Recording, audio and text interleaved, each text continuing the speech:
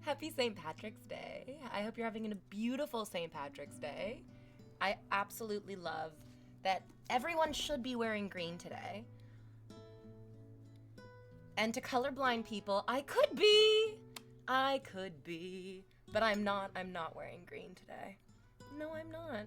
I'm wearing red today. I love red.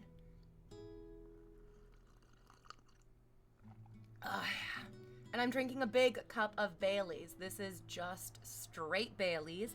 I know that it's confusing because I'm not drinking it out of a shoe, but this is Baileys, yeah. Drink my Baileys straight out of a shoe. Speaking of shoes, you have green socks on. Perfect, yes. It's the wearing of the green. It's the wearing of the green. Maybe I'll wear green later. Maybe I'll never wear green a day in my life. Today I just felt like wearing red. Today, and you know how I knew that today was the day to wear red as well?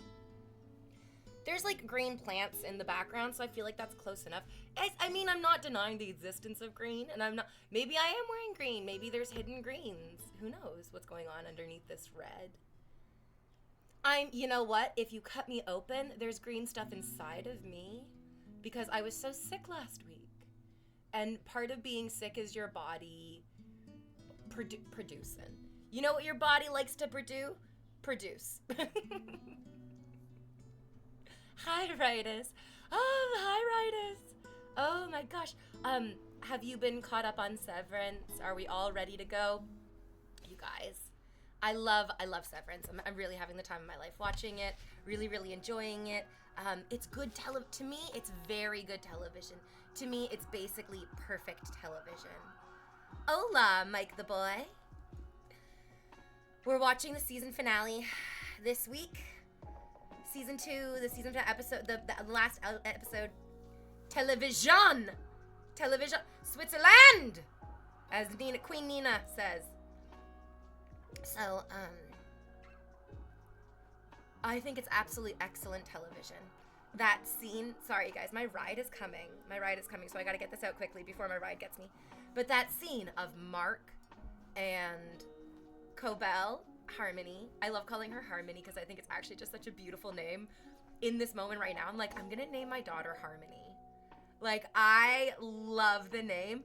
I think there's nothing weird or strange about, I mean, it could be a Khaleesi situation, obviously. We should see where the series goes. But Patricia Arquette is I love her so much. Every time I see her name in the credits, I'm so fascinated at who she is going to be. She is always very, very much herself. And that guy that I was seeing, that guy, the poet, was like, I don't love that she's kind of always herself in every role. He equated her to a Keanu Reeves type. And in my mind, I'm like, well, not every actor is Daniel Day-Lewis, who can disappear into roles to the point where you're like, oh my God, who even is that? Oh fuck, that's Daniel Day-Lewis. That's crazy. For some people, they do just disappear. They vanish into roles, but not everyone does that. And I don't think that just because you don't do that means you're a bad actor by any means whatsoever.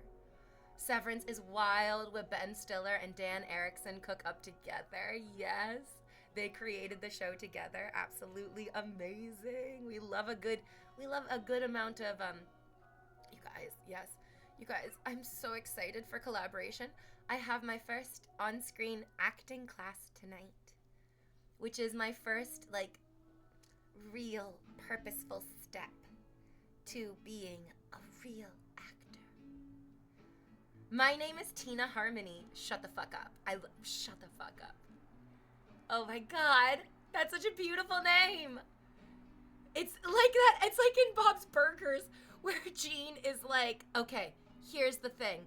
We're going to start a girl group and you all need stage names. What's your name? And the girl goes, Dottie Minerva. And he's like, oh, actually, okay, well, then your name is actually going to be Misty Gish. And I feel like it's like, okay, we need new names for people. We need great new names for people.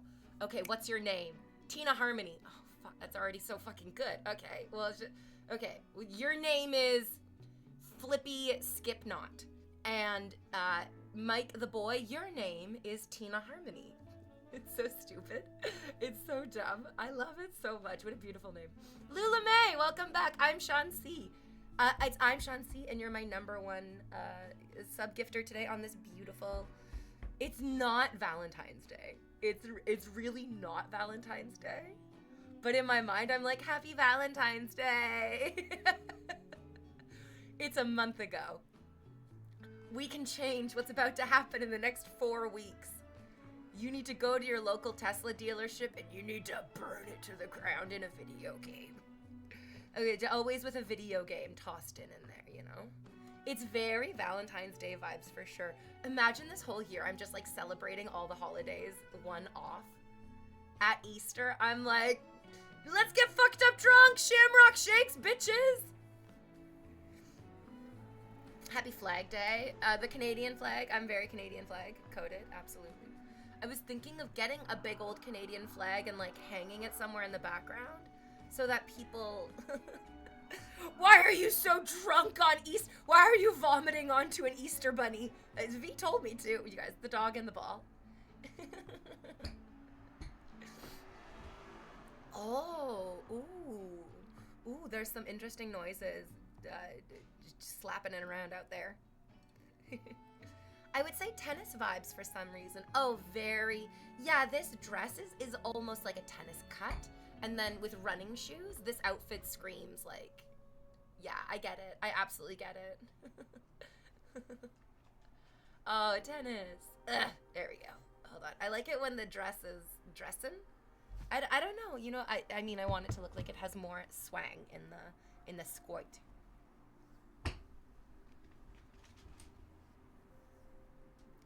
Chat, get spray chalk. I'm not telling you what to do with the spray chalk, but you should all get spray chalk. You'll figure it out. Very Wimbledon strawberries and cream. I was in high school when somebody was like, you seem like a peaches and cream kind of girl. And I was like, you mean like the fuzzy peaches candy? I was like, I don't really know what you mean. And I was in high school, so we had access to the internet. And I was in high school when we had that like really, really beautiful, tiny, you guys get this. When I was in high school, they were introducing like internet access on computers, and they didn't know. They didn't know that we could get around the blocks that they had when I was in high school like 20 years ago. We're not the same as they are now. So I went to the computer lab, which we had like all the time access to because we were in high school and it was like a TV show.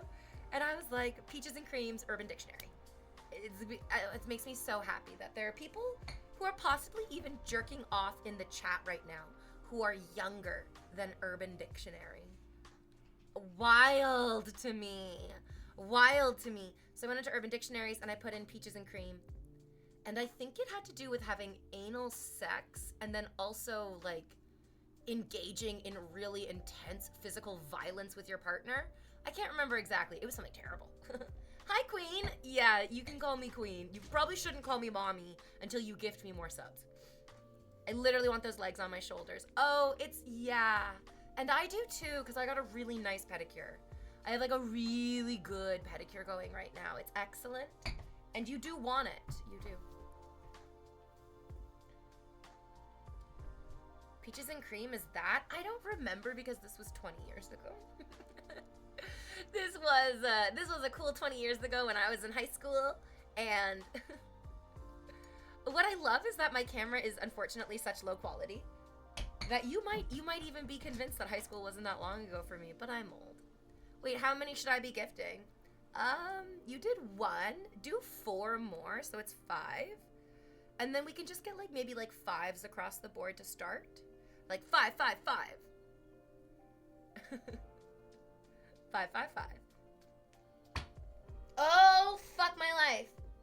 I did it real good, which is sometimes to say real bad. Like, you know when you make a fire really good?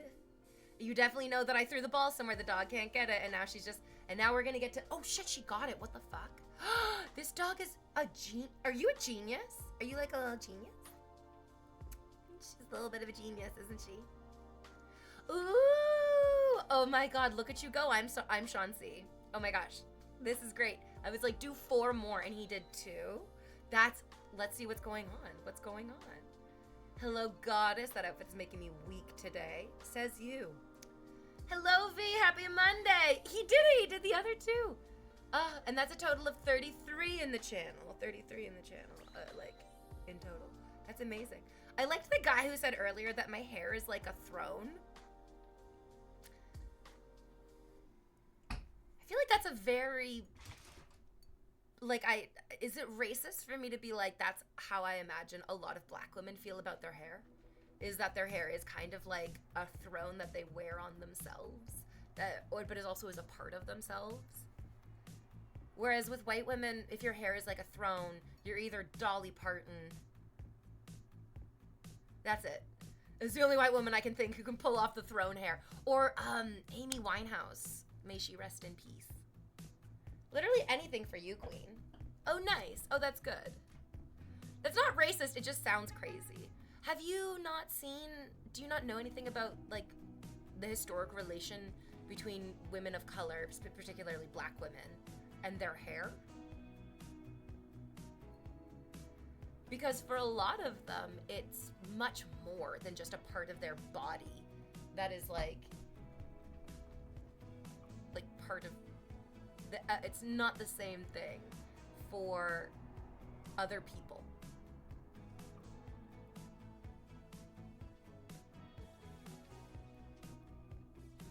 Because a lot of black women are just told tens of thousands of times, probably before they even hit puberty, that there's something wrong with their hair.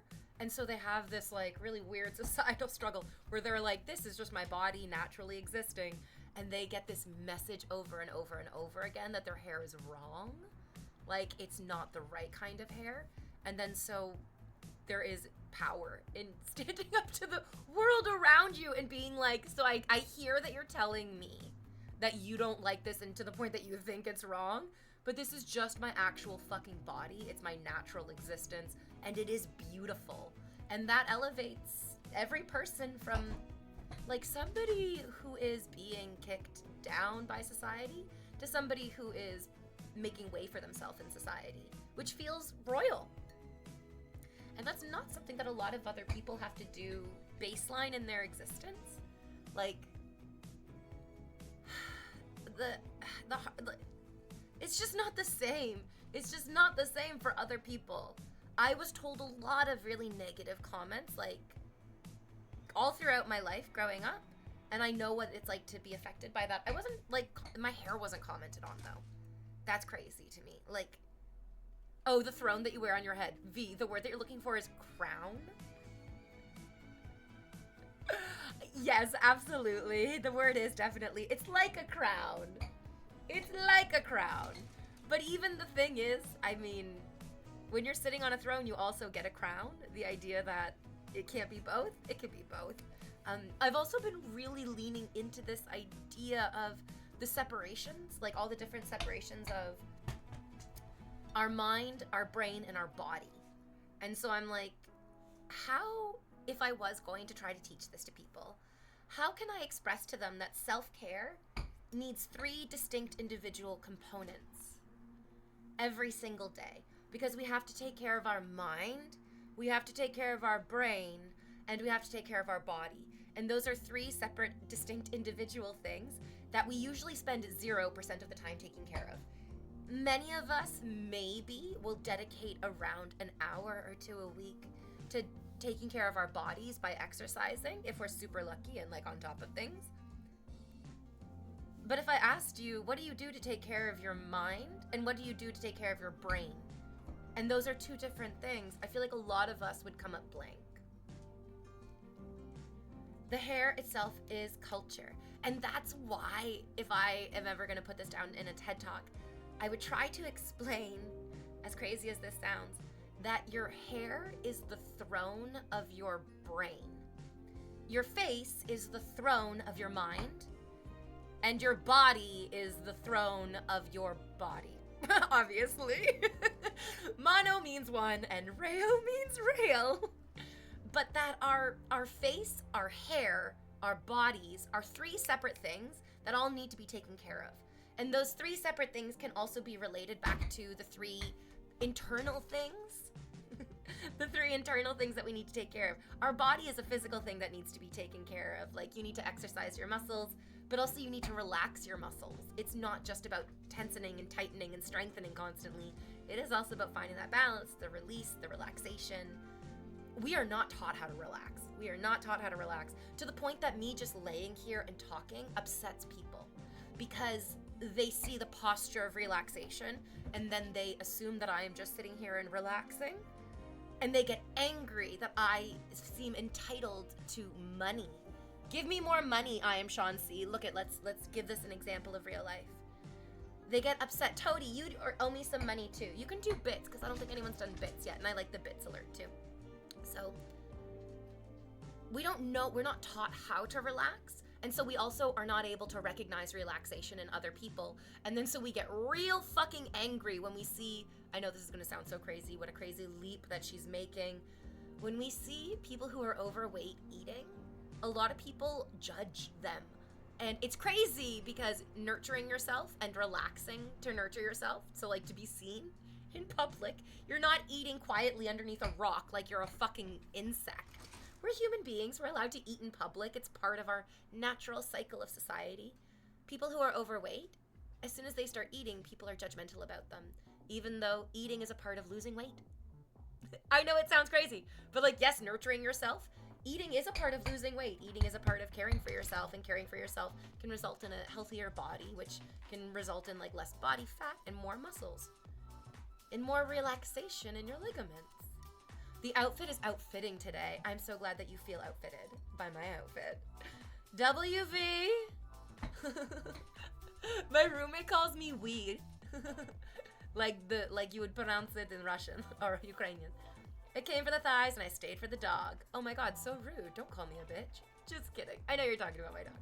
It's just not the same either, but as an adult autistic, says Weapon, I've come to realize there's nothing wrong with me. There's literally absolutely nothing wrong with you. You were given a lot of bad messaging that was undeserved. You were undeserving of it absolutely as a child. That like the things that you were thinking or the way that you were behaving was quote unquote wrong. Nope, absolutely not. Those people were just emotionally immature, shallow, overly worked losers, to be honest. And that's difficult to admit as an adult because when we viewed them as children, they seemed infallible. They seemed so aspirational. They seemed like the world to us. And I mean, having your perspective shift and having your view of the world forever altered by the growth and knowledge of your experience is fucking exhausting. Is watching this stream a good answer to that question? Wait, what was the question, Toady? I've moved on and I'm pontificating about other ridiculous things. My face can be a chair. Are you worthy of my ass resting and relaxing on your face? That's a very complicated question. There's layers in there, and not just because I'm wearing Spanx under the dress. Sitting on my ass not always relaxes me. Rightus, my love, I know, Rightus. I can, without even being in the room with you, I can see your chest collapsing, and I can feel your stomach kind of disappearing from your conscious awareness. If only because you and I are so similar that's what I recognize in myself. I was looking at the $5 clip this past weekend, which is awful, you guys. It's awful. And the thing that I was really struck by in that clip is how far my chest is collapsed in and how high my shoulders are. I'm hunched down as if I'm fighting for my life in that clip. And I have a real apologetic, like, detached look in my face. Woo! Not good for me, not good for anyone who came in contact with that. How many more should I gift? I guess do 5 more. Do 5 more. We'll slow down after that. I feel like that's like, yeah. Oh, you are a Canadian treasure. He's like, you're such a Canadian treasure. And then he talks about how America's gonna invade Canada. I mean, come and get it, boys. I know this sounds fucking insane, but one of my favorite long distance, like, stallions. I don't know what else to call them. One of my favorite long distance stallions is in the American military. It sucks because it means that he, like, obviously can't come and visit me. But also, with all the talk of America invading, I was like, hey, dude, so if you guys actually come on in, I need you to get to me early, fast, first. I need you to get to me first. I need you to tell them that I'm yours and nobody else's. And I need there to be real world consequences because of men. If anyone fucks with me when they invade. He was like, yeah, babe, don't worry. I outrank anyone who'd be invading. I was like, that's great, sweetie. That's so comforting. That's very comforting. That's great. What do you think will happen? Probably not exactly what we all expect, but do you guys know Gary Economics? Gary Economics, wow. His videos, I watched maybe like 2 or 3 of his videos after seeing a clip of him on Piers Morgan. Gary Economics is this wildly brilliant, incredibly handsome, articulate, thoughtful, just like regular dude. He's also just a regular dude. There's not anything particularly special about him other than the fact that he likes business and math and numbers and economics. And he's pretty passionate. He's a pretty passionate dude. Oh, yeah. He had these amazing... So, what did he do? He was living in Tokyo. He explains it all much better than I can. He's living in Tokyo. He started seeing the sort of, like, historic markings of familiar pattern. And he was like, okie dokie, I'm gonna bet on the market crashing. He's like, I'm gonna bet on the market crash. Do you guys remember in Casino Royale?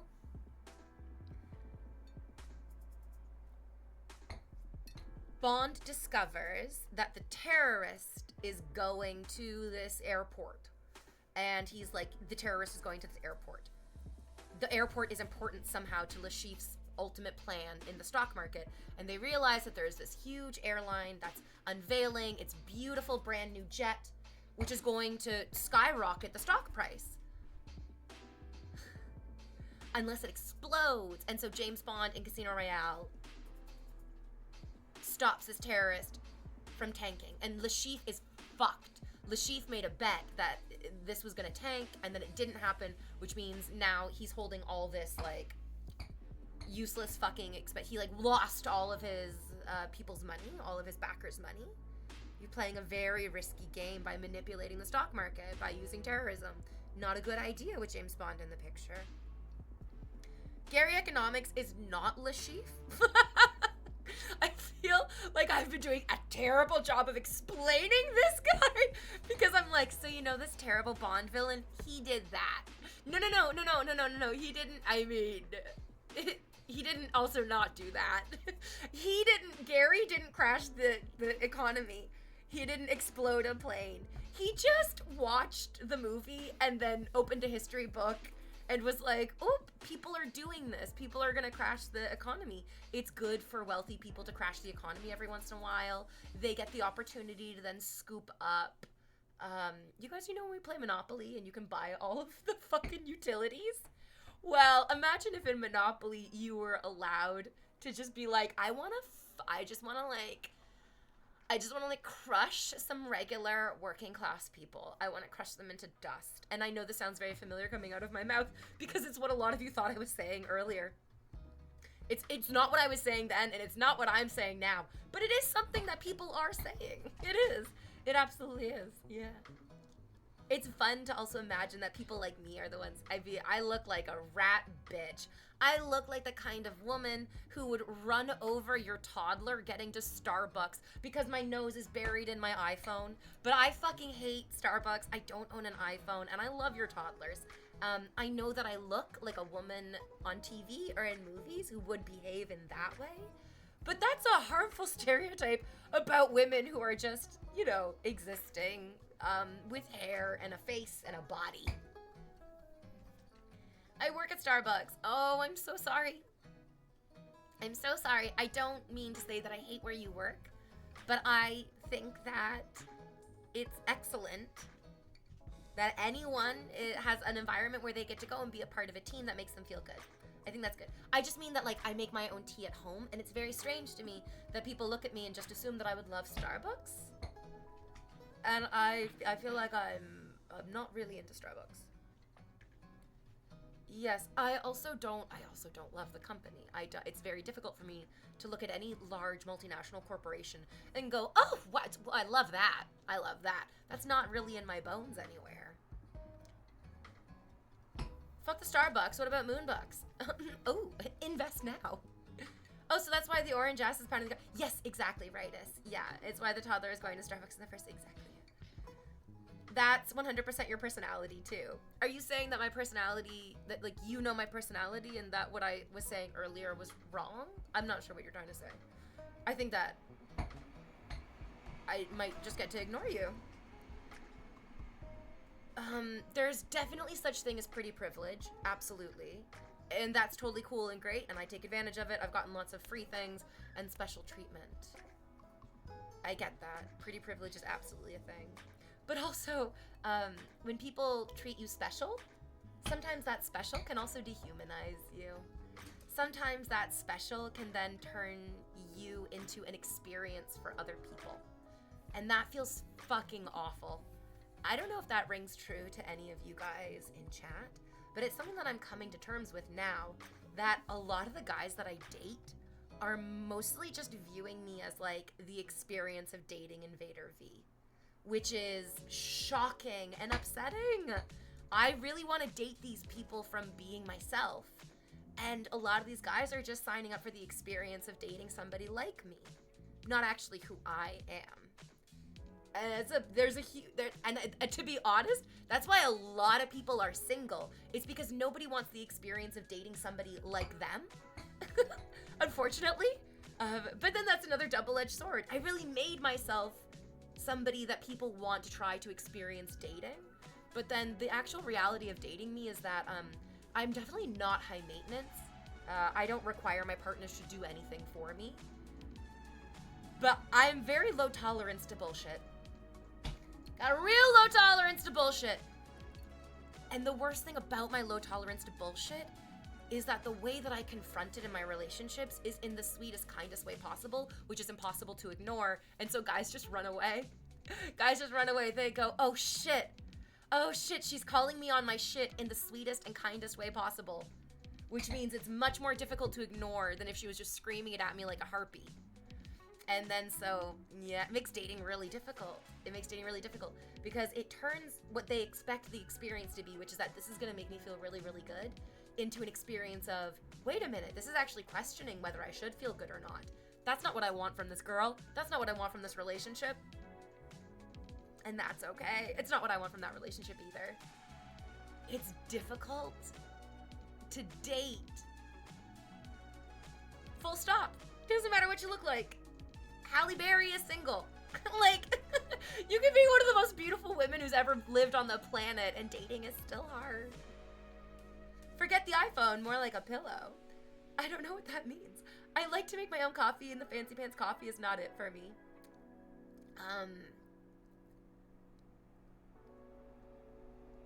Starbucks became so intensely popular and so deeply entwined with millennial women around my age. I just had like a natural adverse reaction to being lumped into people that I wasn't actively imitating. And to be frank and very narcissistic and full of myself, I felt like those girls were imitating me. I felt like I was cool and original because I was imitating individual cool women. And I wasn't imitating large swaths of women to feel like I fit in. Which meant I didn't fit in. I didn't fit in. But I wasn't aiming for that either. As you can see just by watching the people who get banned in your chat. God, you're so hot. I definitely make men go crazy. Yeah, in a lot of different ways, men go a little crazy. I notice that a lot, and it baffles me, not gonna lie. Because they do not realize that you're trying to make them feel better, and they run instead. Rightus? I have a type. And it's not their fault. It's not their fault that that's where they are, but it is the truth of where they are. My type is emotionally unavailable men. That's my type. If a man is emotionally unavailable, I'm like, I can't wait to date you. And it's not their fault that they're emotionally unavailable, but it is my fault that I keep trying to date them. Difficult to date? It's difficult to date. It's difficult to date. It's hard to date no matter who or where you are. High maintenance. I'm high maintenance? Like, you imagine I request a lot from my partner? That's great. I mean, being able to communicate your wants and needs sounds like a wonderful thing in a partner. But surely that's not what you're trying to say. Because what I said made sense, and I feel like what you said didn't. Miss, can I see your ID card? I need to date you. I mean, that happens sometimes. Sometimes you get that. Sometimes that's the way of it. The coffee from Starbucks isn't even that good. Why are people so crazy about it? Because people are very hardwired to be accepted. We must be accepted to literally function in society. And the truth is, there are so many individual people who feel so unaccepted, to say, rejected by society, that it's barely functioning anymore. There's nothing wrong with fads happening. It even happens in nature with animals. Whales will like sing different songs to each other, and then those songs will become popular once different groups of whales mingle and sing to one another, and then they go, oh, I love that song.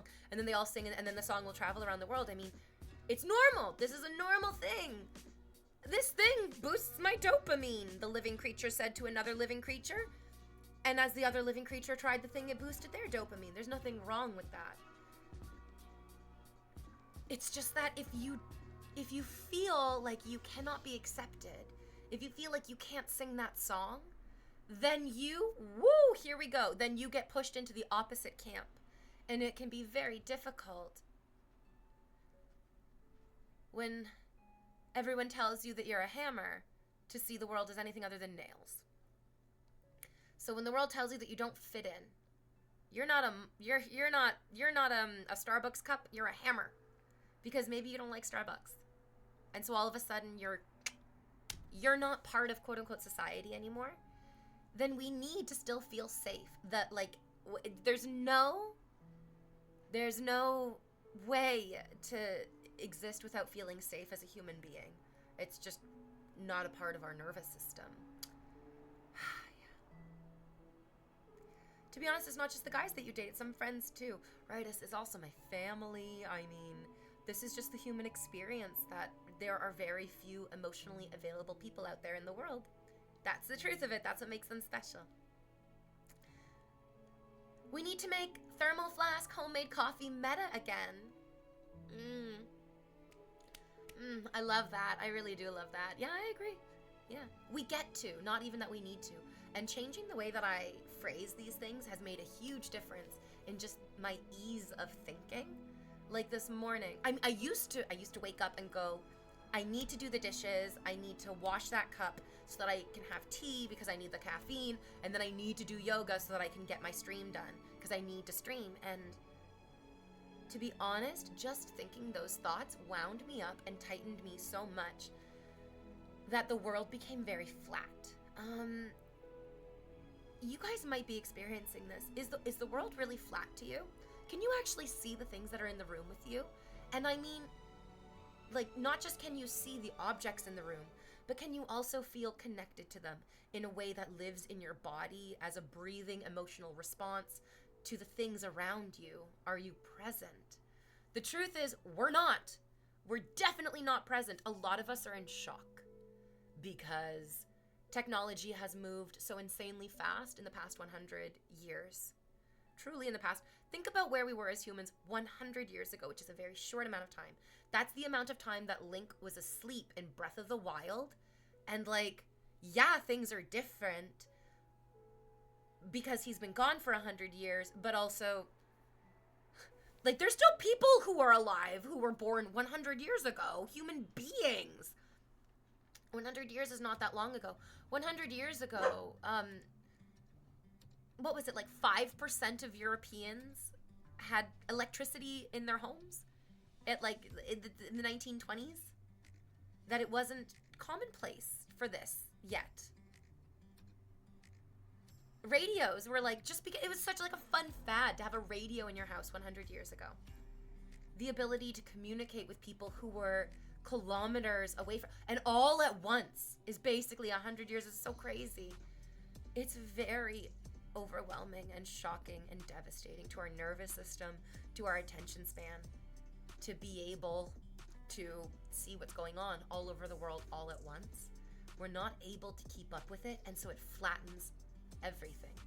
It flattens our real life experiences, which is why, Ritus, you're like, oh, Ritus, I'm so worried that you're noticing this as well, because I'm like, it's a worrying trend to notice. And what I would describe it as is sleepwalking. I feel like a lot of people that I come into contact with are sort of sleepwalking. They're moving through their life with this script that is kind of telling them the next steps, and they're very locked into that. This book, Careless People. Oh,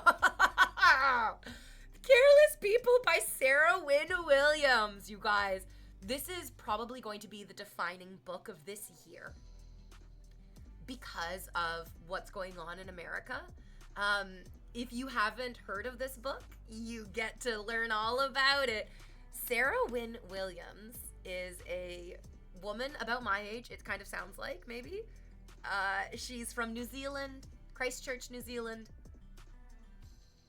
And when she saw Facebook connecting people all over the world, the ability for friends to be reunited after decades, for loved ones and family members, she recognized that this is going to revolutionize global politics.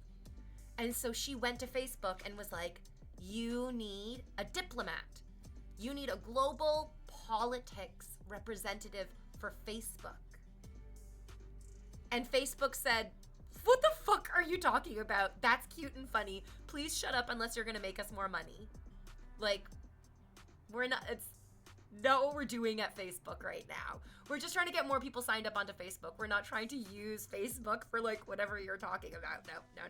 To help people? Absolutely not. And then she persisted with Facebook. And it really worked her ass off. And then eventually was hired as their international politics advisor. And the book is she's an excellent storyteller. It's very well written. I think she's doing a really great job of explaining how she found herself in that position at that company, why she was there, and then also why she stayed. Why she stayed when she realized how toxic and insane and vile the company really is. And she recognized it early. She talks about it. She's just like, I was working there. It was my dream come true. It was literally my dream come true. I was actually doing the work that I had always dreamed I would be doing, which is individual benefit on a massive scale. It's really what she wanted. But then she also couldn't ignore that a lot of the people around her, that's not what they wanted, and that was like laughably far from their intentions.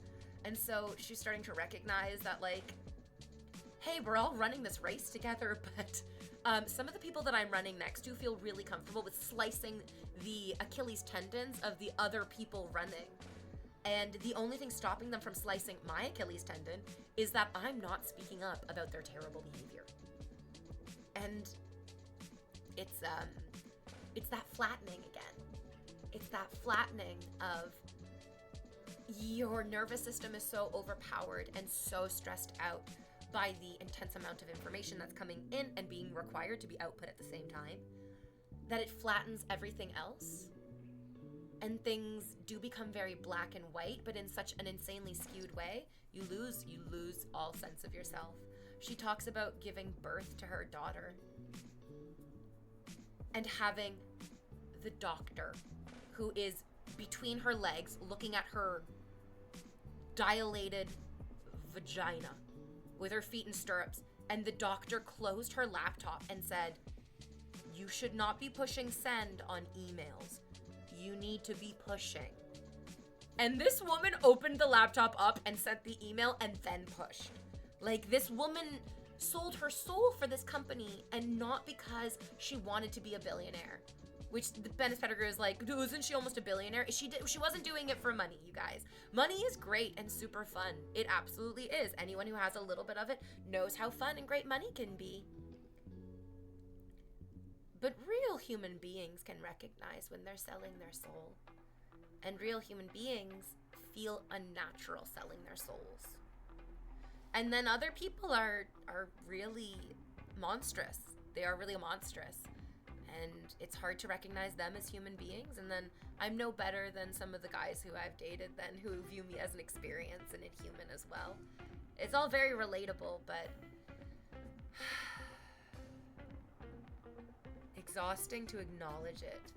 To acknowledge it in them, I do acknowledge it in myself, even if that's not the conversation right now. Hey there, work ethics and demanding jobs can really cloud your judgment. It's so funny that you use the word work ethics when it's like there's no ethics involved whatsoever. What a huge misuse of that word.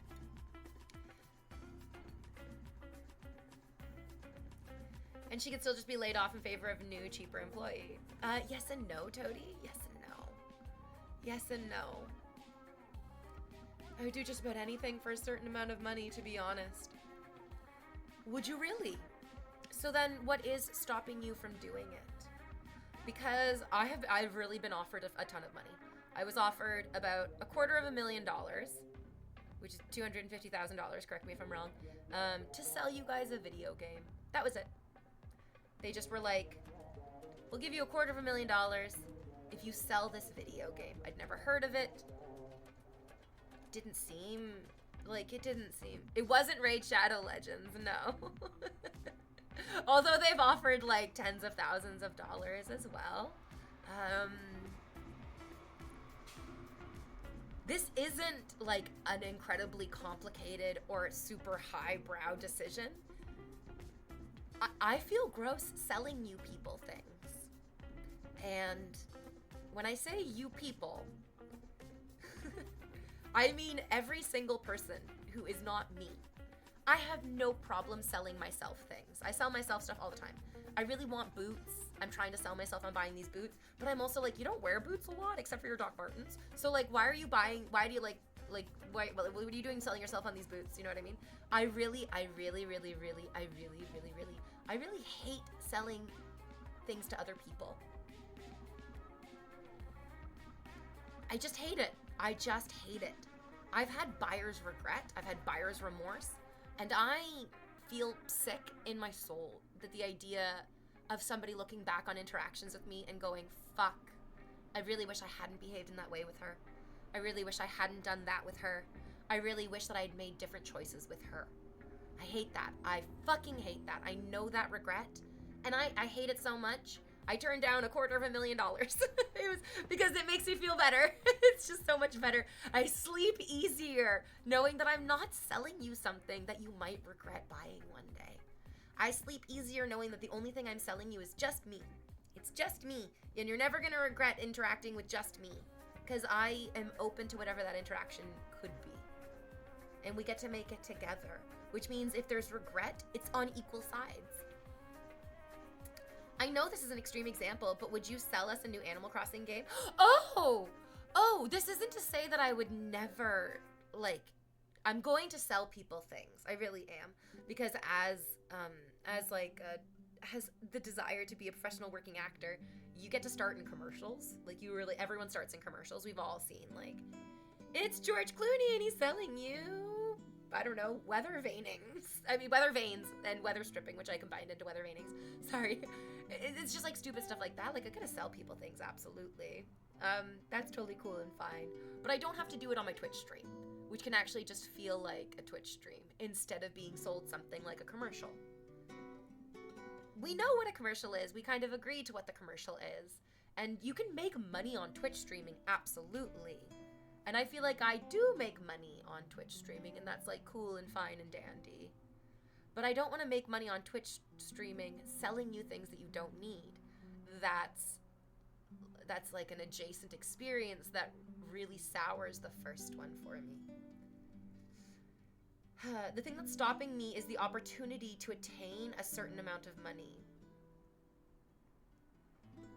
So I mean, no offense, but you're not actually saying that the only thing stopping you from making a ton of money is just dumb luck?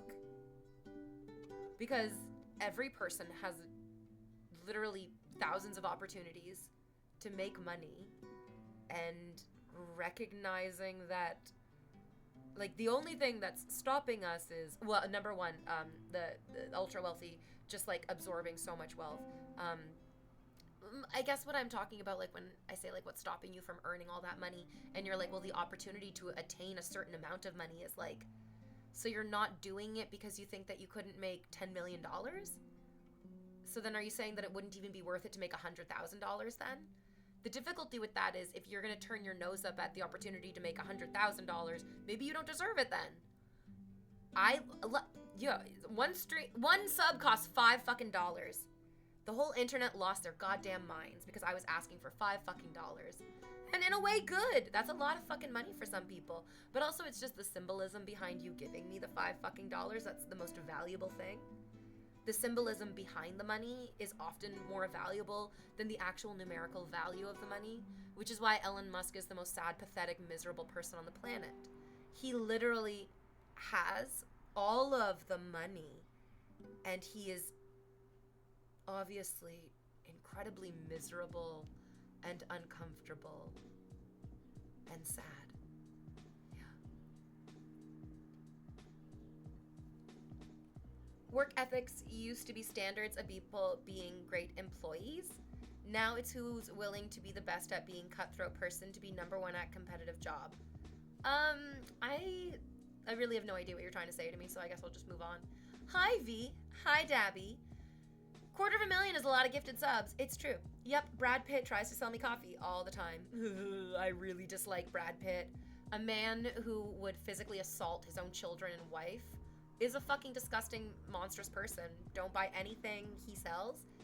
And Rightus, honestly, we don't even ever have to bring him up ever again. He's an abuser. And it's triggering to imagine that he's just as abusive as all the terrible men I had to grow up with. Awful. Awful, awful, awful. Forget him forever. Truthfully, though, what you're saying is really an business decision. Like, if you felt... Okay. Yeah. Yeah, Elon Musk has more money than, like, people's individual countries. And he is still so obviously miserable and uncomfortable and sad, desperate. It's shocking, but then also really affirming that it's like, oh, okay, cool. So, like, turning down that money and the sense that I get that it was right and good and I feel good about doing that is true. It's not just a feeling. There is truth in it as well, which is so valuable. So valuable. Pitbull said that the only way money can actually make you happy, like truly make you happy, is if you give it away. Good for Pitbull.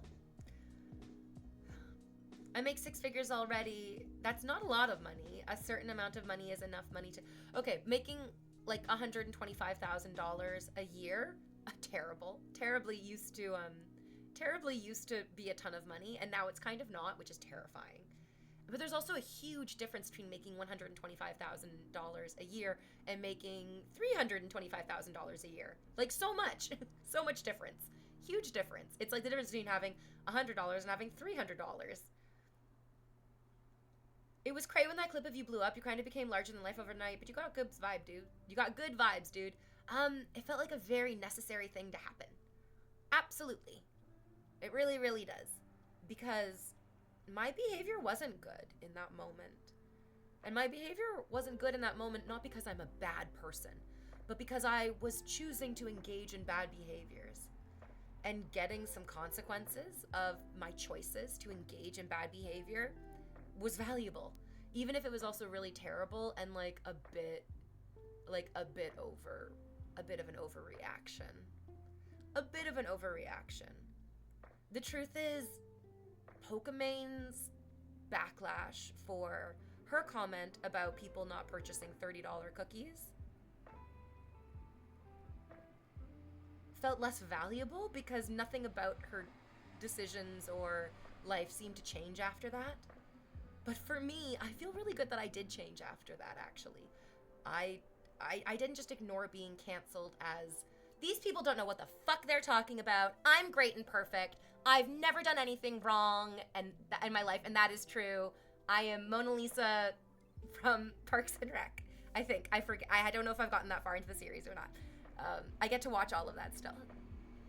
I didn't have that attitude. I didn't come on and apologize right away either, because apologies take time to develop. You need to understand what you're apologizing for. And then also an apology means I will not behave that way again. And I feel really good that I didn't. I've not made the bad choices that then enable the bad behavior on stream. I haven't been canceled again because guys, good luck. Do your best. Find the most controversial thing and try to whip people into a frenzy. Most people are just like, it's not really that bad what she's doing or saying. She's kind of just sitting there, which has always been the truth. Yes. But I needed to change in that moment because I was making bad choices for myself. And I needed to recognize that and change. And I'm grateful for it, so grateful for it. I think it's good. We all have bad moments. Ichiban TV says, I'm a convicted felon from New York City. We all change. Yeah, absolutely. There are tons. Jean Valjean from Les Mis. Please, my God in heaven. Like, all of our favorite heroes are people who found themselves in bad situations because of their bad choices. And then they realized, oh my God, I'm doing something bad here. I need to make a change. I need to change. This is bad. I'm doing bad things. Saying money can't buy happiness has been mostly disproved. So it's about, I think what it is right now is about like 300,000 American dollars a year is the cutoff for happiness doesn't increase after that amount. But up until that amount, there's a direct correlation between financial security and happiness and contentment. And anyone who says otherwise deserves to be banned. I want to ban you, Boo Berry. Multiple studies have shown a great amount of positive life impact on 99% of people after a certain amount of money. Okay. So, yeah, like, this is not a revolutionary or ridiculous thing to say that security makes people happy, and that in society on Earth right now, we have tied security to financial capital. It's very silly. I don't exactly get what you're trying to say, but I am enjoying laughing at you. Gianni's Pap, hi. You would be really cute in crossplay. Okay, I think we need to ban the person who's telling me to cross-dress. Wait, is there another clip? I'm talking about the Sure the Planet is Dying clip. No, that's not the clip. There is a different clip. You Americans go deep with everything, I noticed. You don't notice anything. You're literally so stupid. You're sucking the oxygen out of the room. It's just, I'm not American. I'm a Canadian person. Our cultures are vastly different and unique. Hey V, it's Damon. I sent you 100 bits though, but you didn't see it. You sent me 50 bits. We're gonna ban you if you try to lie to me again. I won't tolerate that. Everyone gets to be an asshole in their lives, absolutely. That bit a moment ago sounded like from Severance. Forgive me for the harm that I've caused in this world. None may atone for my actions but me, and only in me shall the stain live on. Yeah, exactly. Oh my God. Sorry for the, yeah, it's too long, but we get the point. Money helps you do things that make you happy. Money provides security. Security provides happiness. Like, nobody's going on roller coasters because people are flying off left, right, and center. The only reason we go on roller coasters is because they're secure. And the only reason that we show up to work is because we hope that it will secure our safety for another fucking day. Yeah, crazy, but true.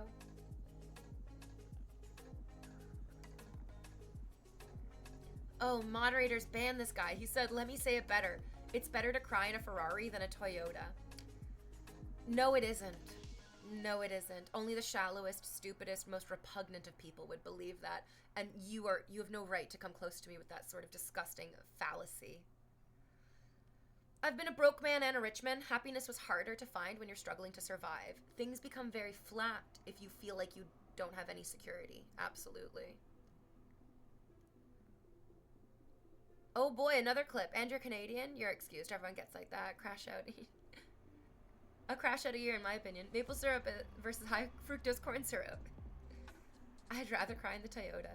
Money enables opportunities, though, scaling exponentially. Money enables opportunities. Oh, spoken like a true poor person. Unfortunately, for a lot of people, earning money circumvents every other opportunity in their life to the point where they're just like, nothing is more important than earning money. And then that's not, you're trapped. You're trapped in a cage. You're trapped in the cage of, I must be earning more. I must always be earning more money. It must always be about earning more money. And that's very exhausting, and it's not even possible. We can't always be earning more money. At some point, we're just gonna we're gonna have to be happy with what we got.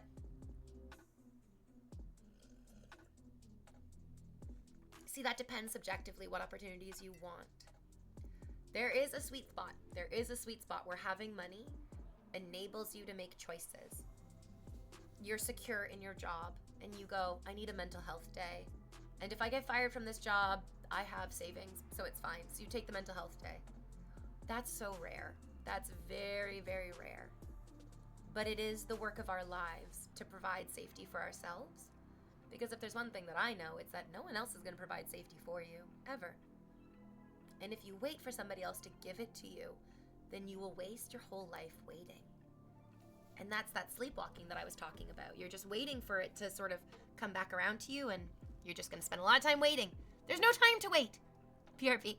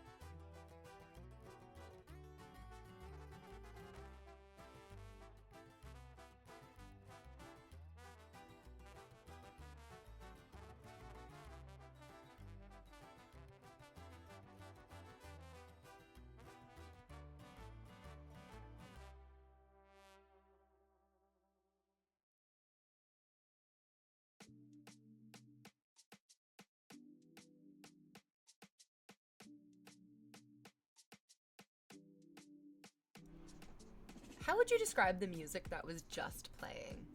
Like, how do you describe that? It was German? A little German? Hello again. Hello, hello, hello. Hello, my pretties. Hello, my darlings. Is it spring where you are, wherever you live in the world? If you're in the northern hemisphere, then it's spring. If you're in the southern hemisphere, then I think you're going into what I assume must be fall. I haven't been paying very close attention. I don't know what it was, but I liked it. I liked it too. I like German music. It was chill and it was relaxing. It was chillaxing. Yeah. B-E-S, beautiful. That's almost how you spell it. I saw red. Yes, it is spring. The snow is gone. Yes, I don't care what any damn meteorologist says.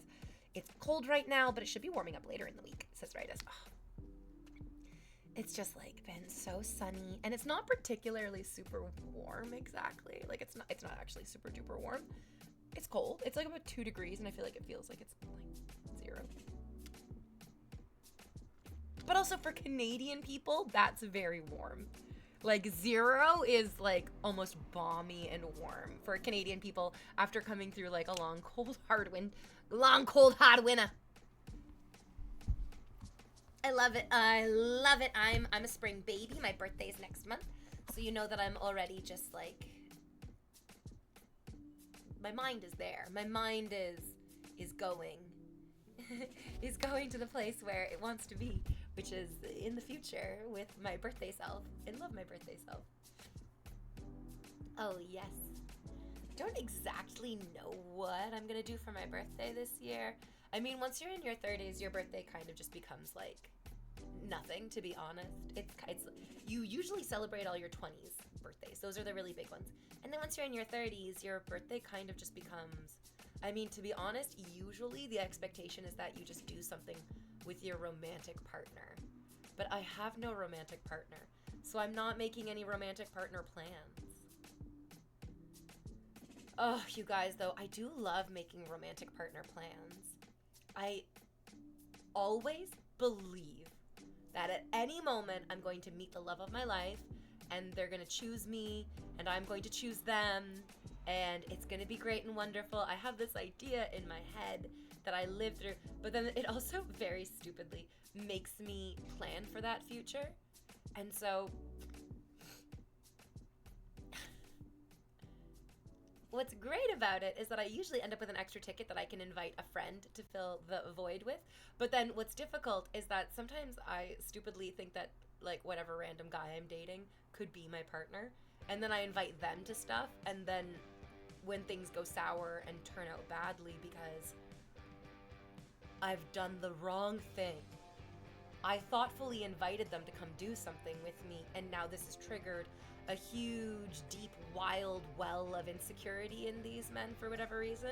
They reject the offer super duper hard, and then I'm left with the feeling that I did something wrong. Like, I asked them to cut their leg off for me, and I should feel ashamed of ever asking them to do something so intense as, like, I don't know, going to a movie with me, going to a convention, going to, I don't know, the pool, going to a bar, anything. It's just,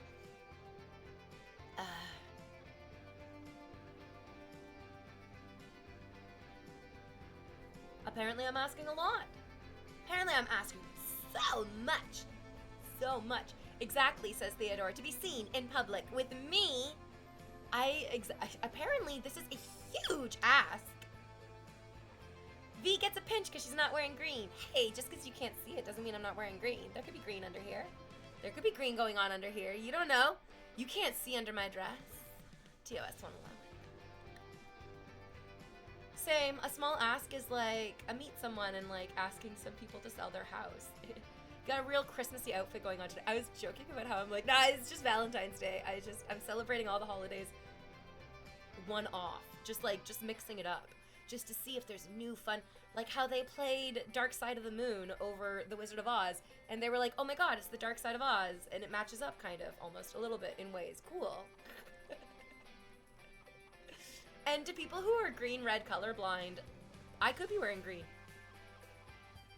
There's a huge section of people watching chat right now who are like, oh, I didn't notice that she wasn't wearing green. And by huge, I mean small. small section. Anyway, Samuel, so what we're describing, Samuel, asking somebody like, hey, do you want to come to dinner with me? Or like, in relationships, I'd love to introduce you to my friends, or I'd love to introduce you to my family. These types of things, these are called emotional bids. We do this with friends as well. Hey, do you want to watch the new season of this anime with me? It's called an emotional bid. And on the surface, it seems just like you're asking a question, like you're making an offer. Do you want a sandwich? But it's not that. It's really not that. It's actually an emotional bid. It takes bravery. It takes courage, which also means it's scary to ask people, do you want to do this with me? Do you want to share this experience with me? And emotional bids are super duper important in relationships. I think a lot of us have like found ourselves in relationships where our emotional bids are being shut down, and what feels like very unhealthy manipulation is when those emotional bids are not only shut down, but then they're sort of corrupted and turned around as if just making the emotional bid is putting undue stress and pressure on the person receiving it. Well, you've stressed me out now that you've asked me to do this, is really blame shifting. Why is it stressful for somebody to, I mean, we all must learn how to say no. If you don't know how to say no, or if you feel uncomfortable saying no, I can't adjust every part of my life so that you never have to say no. And if you refuse to say no and lie and then say yes and then not follow through with it, well, then you've made a choice. You've made a choice to lie. To save yourself discomfort. And then you're going to be discomforted in the lie becoming the like a fully realized experience of everyone else. Me radiating with the energy of please ask me to go out somewhere, but I realize I should probably ask people to go out myself. Rightus, you know what? It's not even that. It's not you. I don't think you should. I don't think you should be asking people to go out, Rightus. I think you, like I do, pick places that you want to go, pick places that you know that you belong, and get yourself there. The people who you're meant to be with will already be there. And then you'll get to meet them, and they'll already be there with you. So, I guess I can't tell you these things on stream because then you could use it to stalk me. Well, that makes it a little bit more difficult then to give you examples, but when you see that the movie theater, when you see that your favorite movie theater is doing like a marathon of your favorite movies, maybe it's as much as I'm admonishing myself for doing it, maybe it's the right thing to do to buy the extra ticket in the hopes that you'll have somebody to go with you.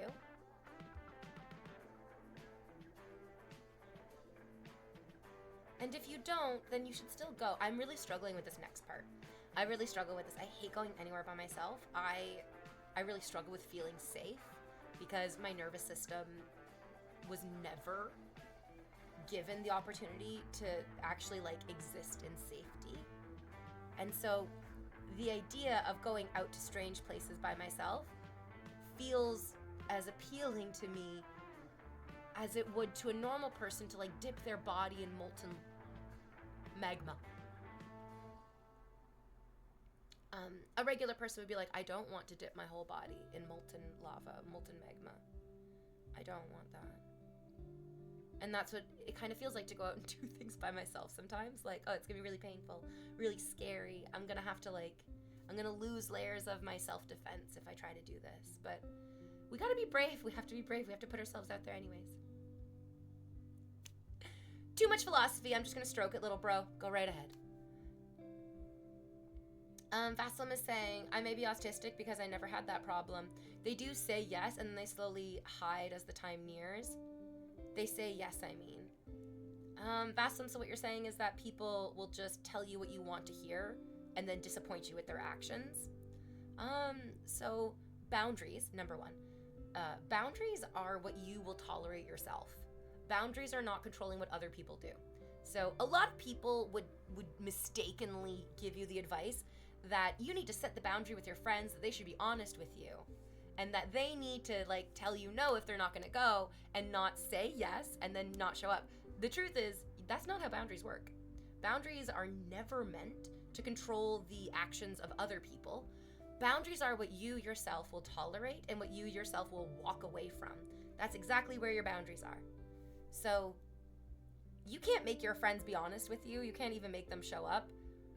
But you should definitely enforce your own boundary that you walk away from people who don't follow through. You deserve better. LMAO, bruh, not gonna lie, you've been the most consistent content on this website for a long time now. I'm just sitting here. It's true. I figured out what I like doing. It's just sitting here and talking, and I like to do it. It's almost as if I like it. I never really thought about it like emotional bids, but it's hard to see when it's a bid or if it's just bothering people. It is not your responsibility to keep people unbothered. When you were born into this world, the doctor didn't slap you on the ass and say, "Be quiet, you're bothering me." It's okay to bother people. Bothering is totally fine. No one's died from being bothered. Many people have actually had their lives saved by somebody bothering them. Sorry, I don't mean to bother you, but that's a shark behind you in the water. Thank you. Thank you for bother. I was not focused on that. And I don't like being interrupted, baseline. But I also don't like getting eaten by a fucking shark. So thank you for bothering me with this information. I'll teach you how to talk Portuguese. Oh, good. Yay. I want to learn it. Yeah, let's do it. Hi, says Lord Fartimore. I love Lord Fartimore. What a great username. People not doing everything I say is a big boundary with me. It's just something that I've realized that I've been so stupid. I've been so stupid and I've been so naive. It's nobody's fault but my own. But I've been mistaking manipulation and control for boundaries in all of the relationships that I've been in my entire life. I got some really like mixed up, crazy, bad education in my childhood about what love really is. And the truth is, a lot of the people in my life, like the guys that I've dated, my family members, they often presented manipulation and control as, these are the boundaries that I need you to maintain so that I can feel comfortable. And love was really presented to me as, you make the other person feel comfortable. You make the other person feel safe. You make the other person feel happy. That's how you love them, is you give them this. And then there's a tiny little asterisk, and it says in tiny little writing. That's the most important part. But also the quiet part that they don't want to say too loud. And that means that I should be suffering. And that means that you should be suffering. Love is making somebody else happy with your suffering. That's where the love comes from. It comes from your suffering. And so many people display this so casually. Love is suffering, exactly. Love is denial. Love is rejection. Love is control and manipulation and enforcing boundaries. It's very exhausting. It's very confusing because it doesn't make sense. Oof.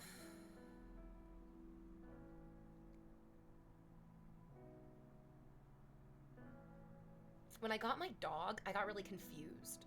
I struggled so hard. There was this instruction with a puppy that was sort of like the golden instruction with puppies. And it was reward good behavior. And I think that's closer to what actual love is. Like in its simplest form. I think love is actually just rewarding good behavior. Continuously being like, I see how you're behaving and I see the goodness in your behavior and I'm going to reward that. It's transactional, I get it. But transactions can also be transferences. It's hard for them not to be often. Oh, hi, Al. What's up, baby? Love is suffering. Love is this? No. No, these are lies that people present to us to try to get us to behave. Hi, V. Hi, chat.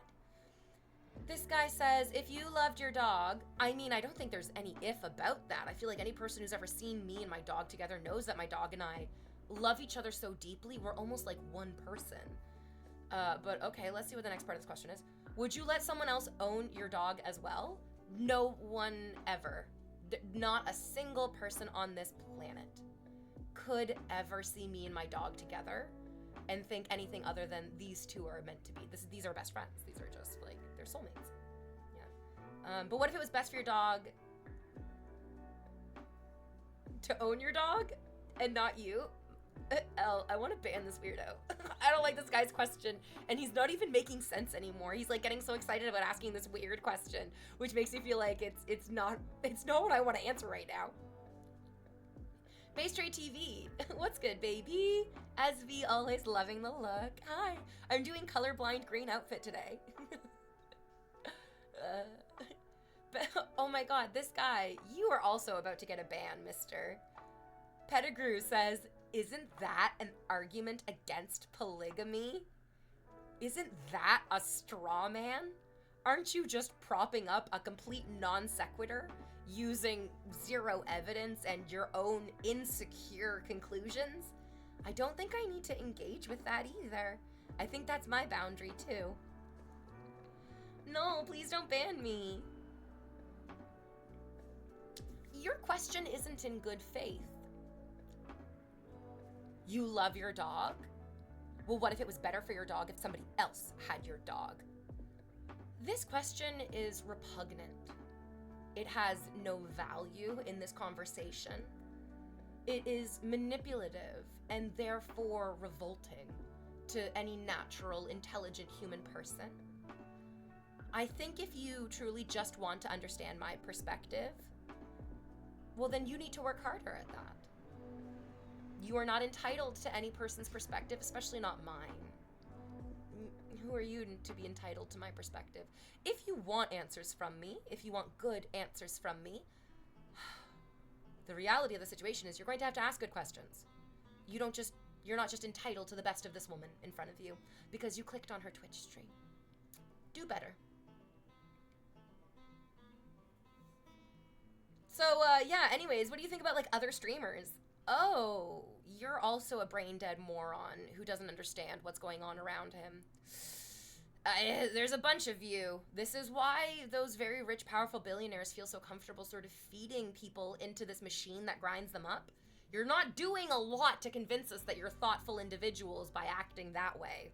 Let's do better, guys. Let's think a little bit. I'm not actually naked in front of you, so you don't really have any excuse for why you're not thinking. You've seen a naked woman. This is just a girl in a red dress. Come on, boys. Figure out what's going on. She's a gooner's dream, holy moly. I guess. Kind of chatty to goon to, but okay. But that's what I'm doing by asking. No, you're not. And I think it's normal in immature people for them not to understand how their actions are coming across. I myself am immature and often can't like see the greater way that my actions are coming across. But we're both learning this together, dummy. All right, looks like it's time for me to dust off the old trusty band hammer. I mean, so far, mostly people are just being stupid, which is slightly entertaining. The interrogators are out in force today. So what is love to you? I could say that to love another person is to see the face of God. That feels true. How do you feel about that? I thought the dress was green. What the fuck? You have red-green color blindness, like many people do. I also don't believe that this would be the first instance of somebody with red-green color blindness figuring that out. You usually figure that out in, like, elementary school, like the first time you hold up a picture to your teacher and you go, I colored the picture, and the teacher goes, you used all the wrong colors, so you're colorblind, and we can tell now. Does love have to be with another person to be loved?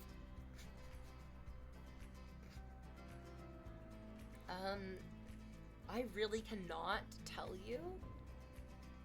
what feelings are between any random individuals, I feel like the question that you're asking has infinite answers because you're oversimplifying a personal experience.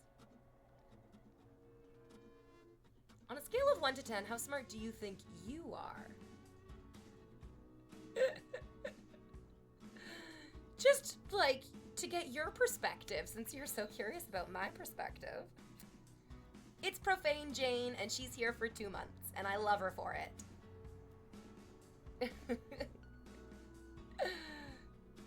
You can fall in love with trees. You can fall in love with landscapes. You can fall in love with feelings, with places, with music. Love is a different experience for everyone. Exactly. Every relationship I've been in has been unique. If you can define why you love a person, you're not really in love, says Doctor Who. Do you remember earlier when I was talking about people don't understand boundaries? People don't understand definitions either. No. My definition of this thing I've never experienced is definitely true for everyone else's individual experience. I don't know, just some philosophical thing I saw on Instagram, and it rings true for me personally. I think you're getting infatuation confused with love. Infatuation is this, like, big, overwhelming feeling that this person is, like, larger than life and so wonderful and so excellent to me, and I can't live without them. And I can't even put my finger on what I love about them. It's just their je ne sais quoi. That's, like, infatuation. I would guarantee you that most people who are, like, clinically in love are able to be pretty concrete about what they love about the people around them. And to the point that we actually know what it usually is. And in general, what people mostly love about their partners is that their partner is kind and that their partner is thoughtful. That's basically it. That's everything. The combination of kindness and being able to be thoughtful can almost invariably guarantee that the person you're going to be interacting with as a partner will have your back. And that's the best any of us can hope for in love with another person.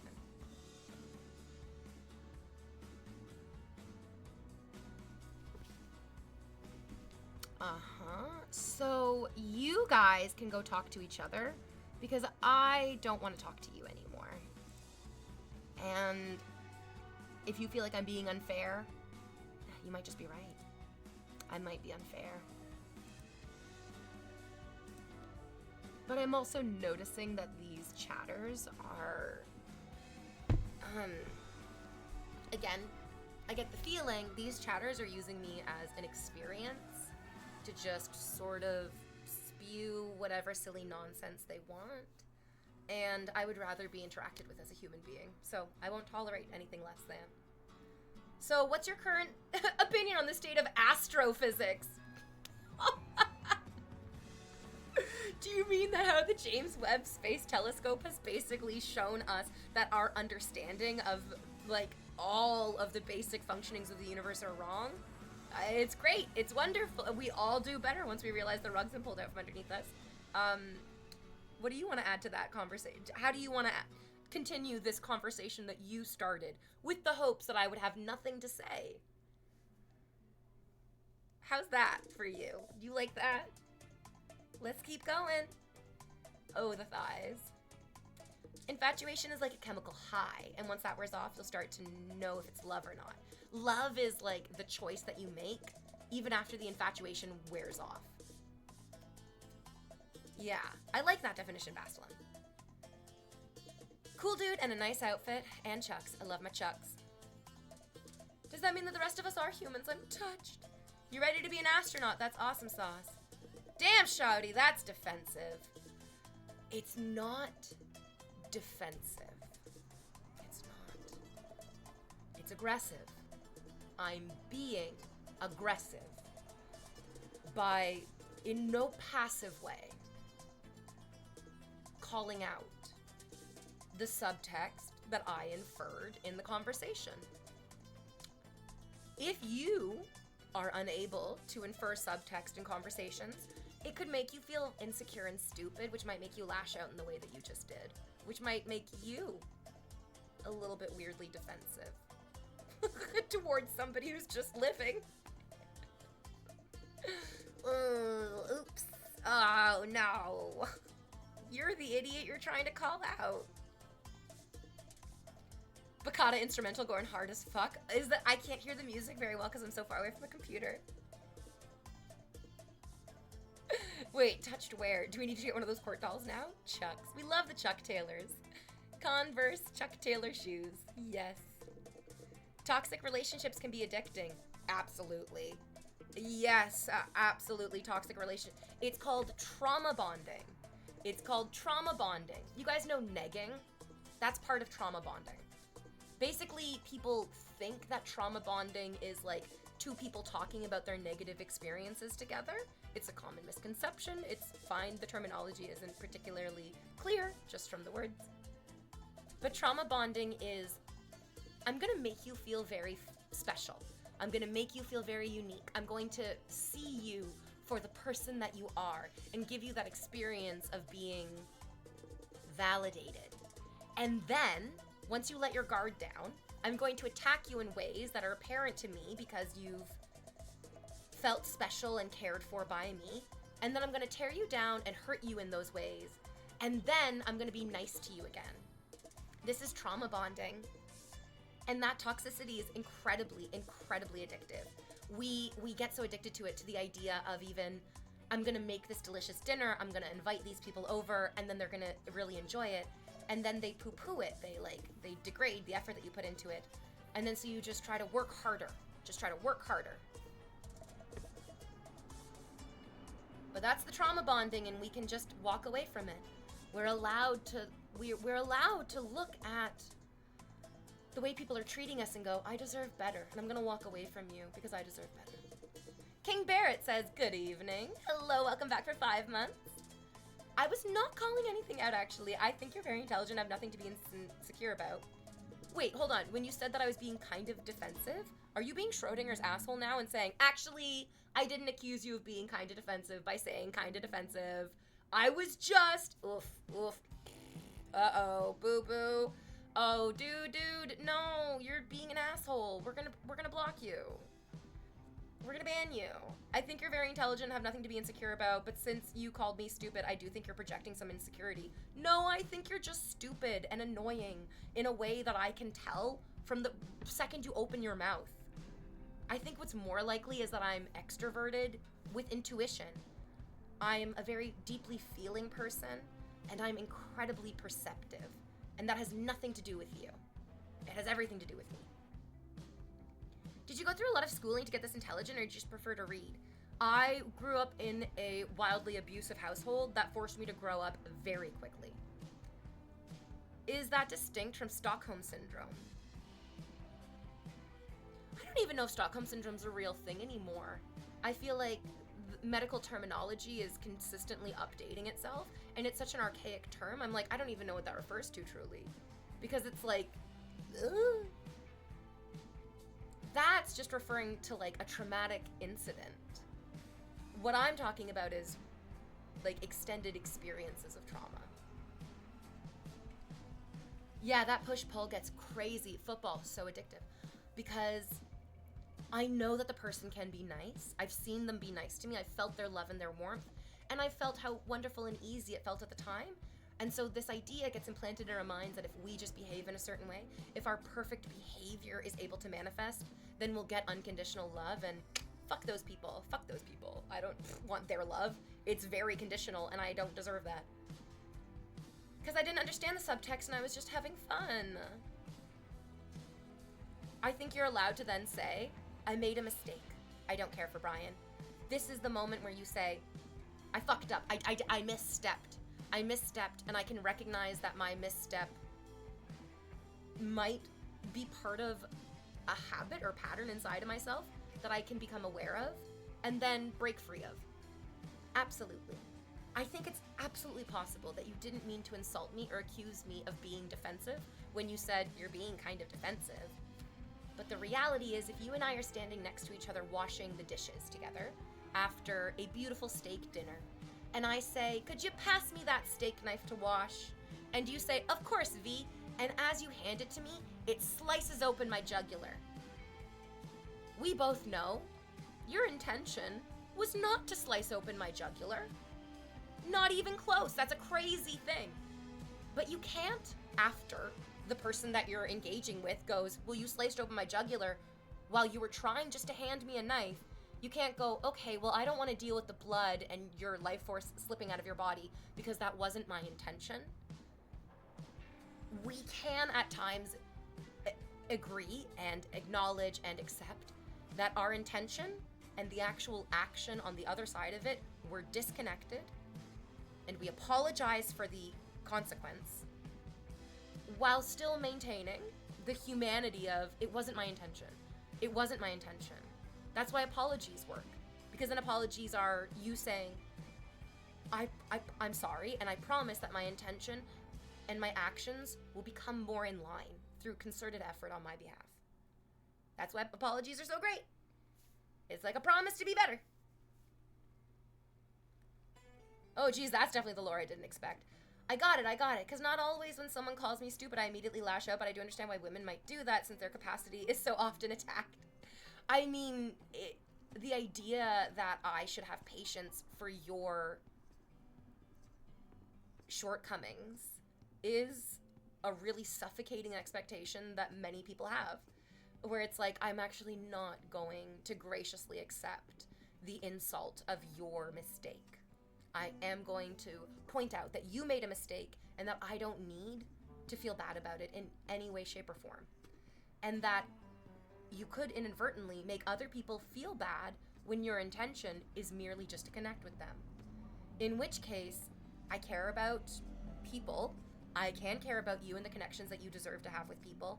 And I feel like it's my duty then to acknowledge that there's a disconnect between your intentions and your actions, and that without somebody pointing it out, you may never correct it. I had a friend do it to me, where she said, sometimes you make jokes and it hurts people's feelings. It was awful. It was terrible. It hurt me so deeply, because just like I don't care for Brian, I was like, it's not my intention to hurt you with my jokes. But the reality is that sometimes our jokes hurt people. Sometimes we joke about inappropriate things, or we make people feel small or disregarded by our jokes. And any person who's like, I have a sense of humor, but I disagree that I've ever hurt someone's feelings with my jokes is not a real comedian. They're just a shithead. That's just a shithead. V, I love the dress. I love the nails. Thanks, friend. V, what do you think about most anime fans being like male chauvinists? Oh, what the fuck? Dude, what? No offense, but there's no way that it's possible that you know most anime fans? I don't even think you know most of the people in the town that you live in. And they are literally in front of you every day of your life. How do you know about these people that you have never communicated with or even been in the same room? How is it possible? Where are you getting this information from? Well, because I've seen some people behave this way. Oh, so that's everyone. Oh, so then it's just everyone then. Oh, that's crazy. What a slippery slope. My friend was a pro at wooing ladies at bars by chatting about past shitty relationships. Is that trauma bonding? I hated it. No. No. That's a type of narcissism called, like vulnerable narcissism. If you Google vulnerable narcissist, your friend will pop. You'll be like, oh my God, this is my friend. Oh my God. Oh my God. Vulnerable narcissists go, I've had a really tough life. That's why I can't do this and the other thing. Because my life is tough. And people go, oh my God, I wouldn't be able to do this, that, or the other thing if I had your life. Of course your life is tough. And what happens there is that in that interaction, the listening person discounts all of their own tough life stuff, which isn't fair, it's not how you connect with people either. The way that you connect with people is you go, I've had a really tough life, and I made all these choices to try to make it better. And then the person across from you goes, I've also had a really tough life. And you go, oh my God, did you feel like you had the opportunity to make choices to make it better? And they could say yes, or they could say no. We all do, but we don't often see that those choices are actually in front of us. Accountability is so sexy. I love it. No, I didn't expect nothing from you. I was expecting you to understand it as a joke. And then I was explaining what I thought, and I already apologized. Oh, goodness. I mean, I feel like you're just pointing out more, like, intellectual pitfalls. How could I possibly understand that you're joking with me? I can't see your body language. I can't see your face. I've never heard your voice. Do you think that you're the main character? And that everyone has, like, a script that they're behaving in accordance with around you? I'm confused. Oh, Brett, welcome back. You've been following for 2 years. And it was Blood Skull Games who subscribed for 50... Yay, Blood Skull Games for 56 months. 56 months is wild. He loved me. He loved me. It is very hard to display tone over text. Some people can interpret what you say differently than what you might expect. And also the reality is the substance of your words were rude. And that's not a joke. Just like we learned in Bob's Burgers, a lie is not a twist. Like, a lie is not a twist in film or television or storytelling. Being an asshole is not a joke. And accusing somebody of behavior that they're not engaging in is not I mean, where's the joke in that? Jokes are more often pointing out people's actual behavior and then, you know, framing it humorously with a witty sort of bow placed on top. I don't know, dude. It's not what you said to me. It came to me in a dream, and I forgot it in another dream. So if trauma bonding is blank, then what is bonding over trauma in your opinion? I'm sorry, are you just, like, talking? Are you asking? So then what possible word could we ever use to describe the experience of orally communicating your past experiences of discomfort, fear, and terror? What could you possibly use to describe? That's called talking, my dude. That's just called talking, my dude. That's just talking. And it's free. You can do it for free. You can just do it. That's talking. Yeah. Wild. I don't think I can type enough to rephrase that. I guess I meant to say that, like, meta streams about anime power levels are dominated by male chauvinistic clickbait lunatics. I have no idea what you're talking about. I must tell you that from this perspective, it seems like you've noticed some shitty things and you've become fixated on them. There's nothing wrong with that. You're not doing anything wrong. What I encourage you to do is, with equal effort, try to focus on the good communities in anime, because you'll find that just as much. And you'll find that those communities have a beautiful depth and a warmth that far exceeds what you're describing, which is shallow and awful. But you don't have to become fixated on that. I was just basically explaining what I lacked in communication and still come across as condescending, so I guess I'll just shut up. I'm not trying to make you feel bad about yourself. I don't think you're being condescending. I think that you might have a tiny little blind spot that I'm trying to point out, and that's it. I think you've been really good at accepting that, but I think it's difficult to not feel attacked when somebody's like, hey, dummy, you're not paying attention to this. I am kind of attacking you. It's kind of my InvaderVie shtick, but I can recognize that you might not deserve it full force right now in this instance. I could be kinder to you. So what you're saying is that no one wants to hear Sailor Saturn wipes Goku, Zeno, Saitama. It just is what it is. What? And then Ritus is responding, it depends on the context. In a friendly conversation, it can be a fun topic.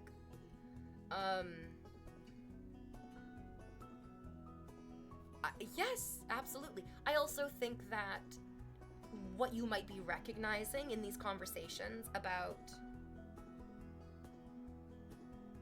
Exactly, yeah. So what you're seeing is that, like, it can be fun to talk about, but you can't have those conversations for a lot of reasons. One of the most important things that our brain shuts down when we're stressed out is what is relevant and what is irrelevant. The minute we become a little bit stressed out, our brain goes, we don't have the time. We don't have the time to parse out what is relevant and what is irrelevant. And so we're just going to take everything in as relevant.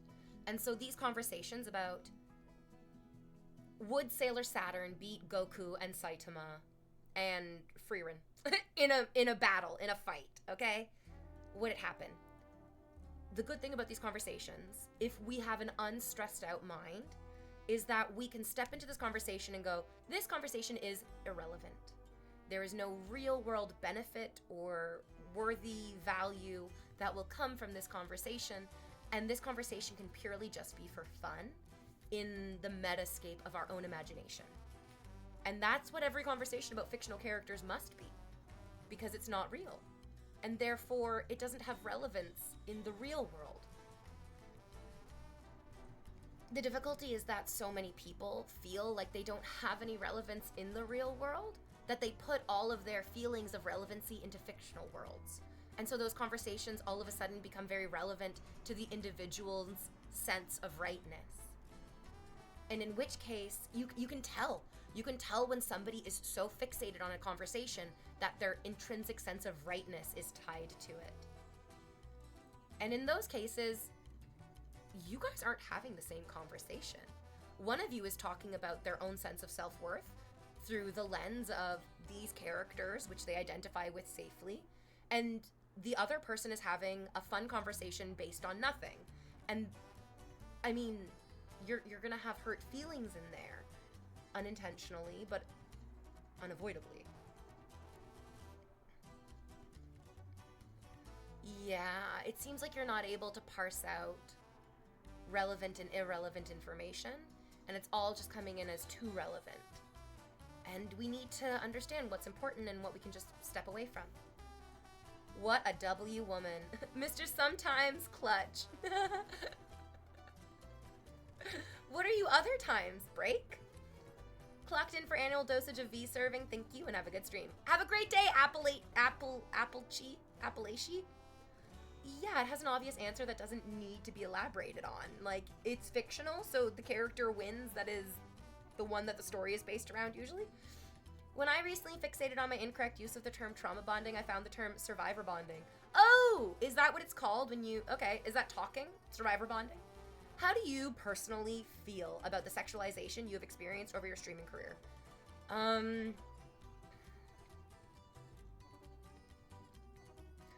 I'll be honest with you, I don't think you guys are doing yourself a favor by objectifying the women that you find sexy. It's more fun to fuck people. I've fucked objects, and I've fucked people, and I always have more fun fucking people. So the whole deal of like, you shouldn't objectify women isn't because I'm like, oh no, you're hurting me. It's that you're really flattening out the depth of experience that you're allowing yourself to have by objectifying sexy women. Green Goblin, sorry, Stream Element said your comment was too long. You said, that's a good phrase to describe it. Survivor bonding. I think I was misunderstood though. I meant more like she previously said vulnerable narcissist, when some guy was described as trauma dumping to strangers, and then trauma bonding seems like some sinister manipulation. Yes, it is. Yeah, you do seem to be getting a bunch of things conflated.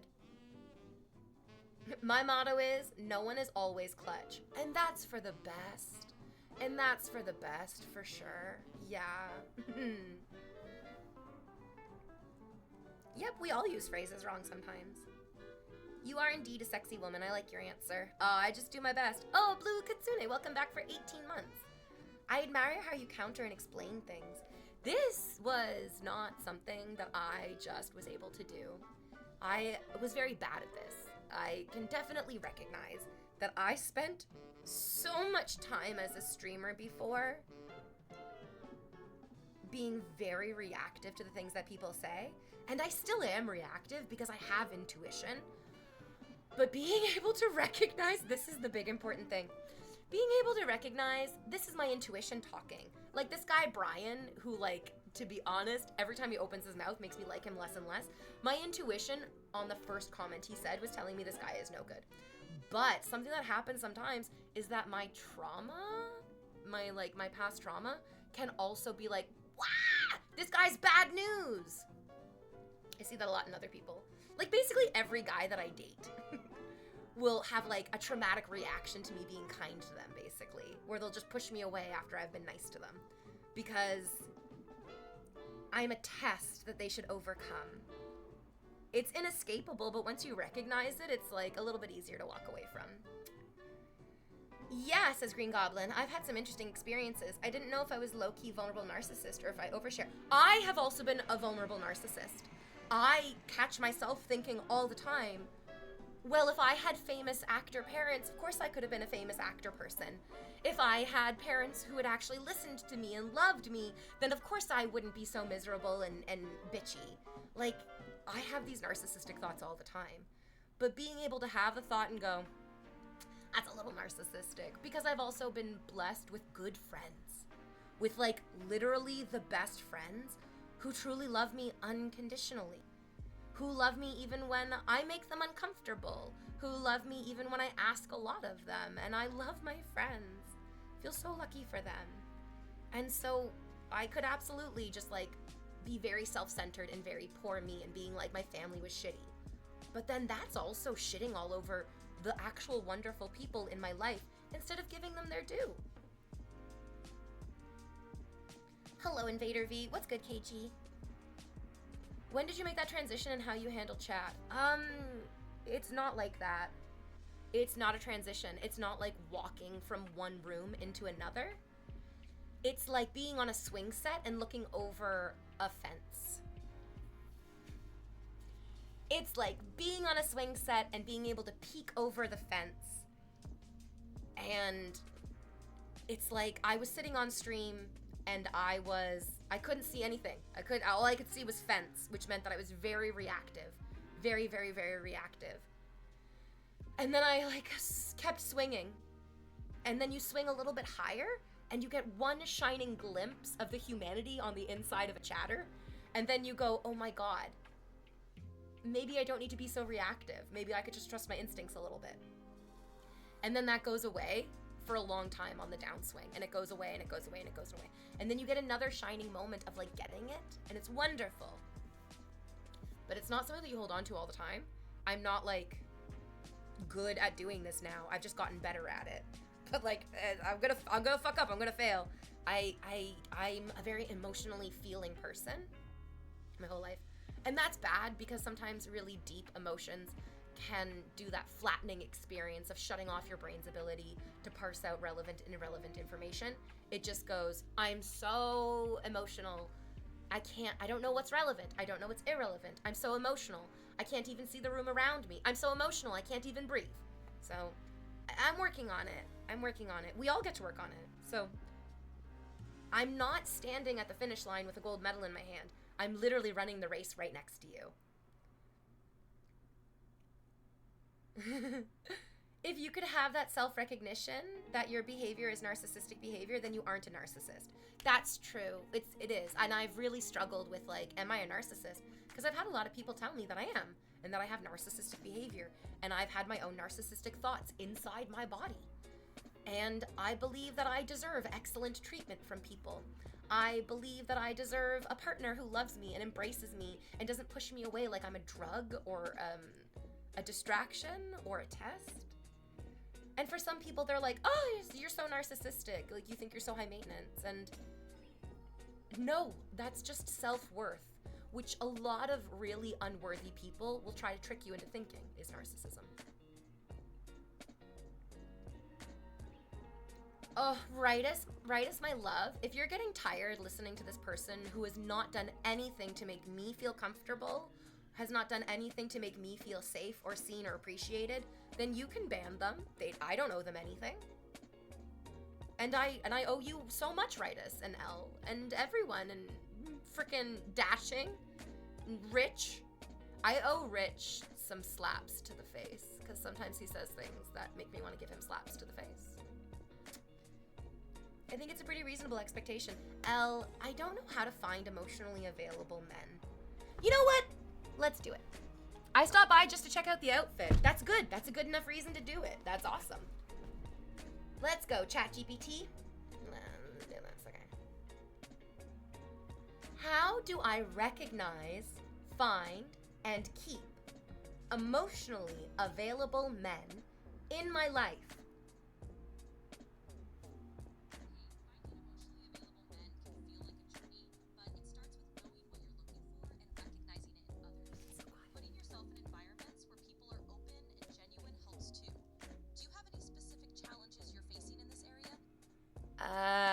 Yes, lots. I am attracted to emotionally unavailable men. This is obviously problematic. It's definitely tough when you're drawn to emotionally unavailable people. Sometimes it can be about patterns or past experiences. Do you feel like there's a specific pattern you notice? Or are there certain traits that keep drawing you in? Like, I feel like, yeah, but we can continue this conversation here. Oh, wait, it's time for my next break, which is good because I literally just felt that I'm like, oh my gosh, I'm like feeling my body and my body's telling me, you're full of tea. You need to go to the bathroom because you're so full of tea. Anyways, I'll be right back, guys. Don't go anywhere.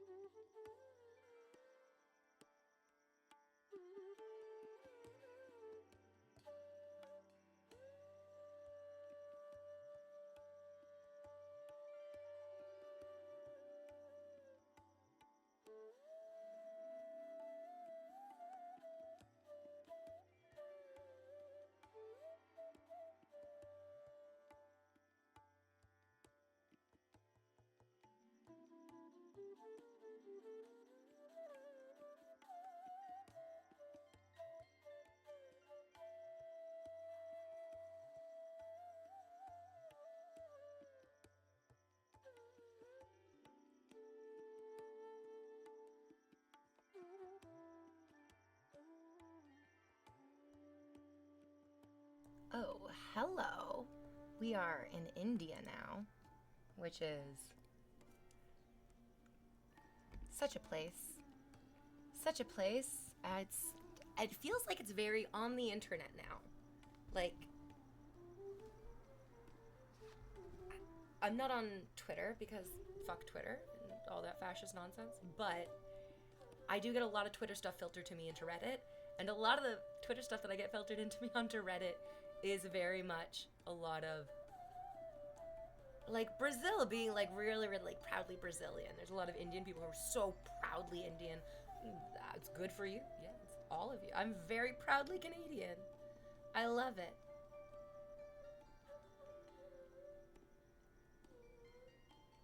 Also, there's just so many of them. Of course, like, if even 1% of them are super hardcore nationalistic, it's gonna sound like a lot of people. Oh, yes. Okay, so after doing a deep dive into ChatGPT about emotional availability, I've come to the conclusion that it's something that is hard to recognize off the rip. You would only be able to see it through how they treat the people around them. Like people wearing masks treat you differently during the honeymoon phase, example.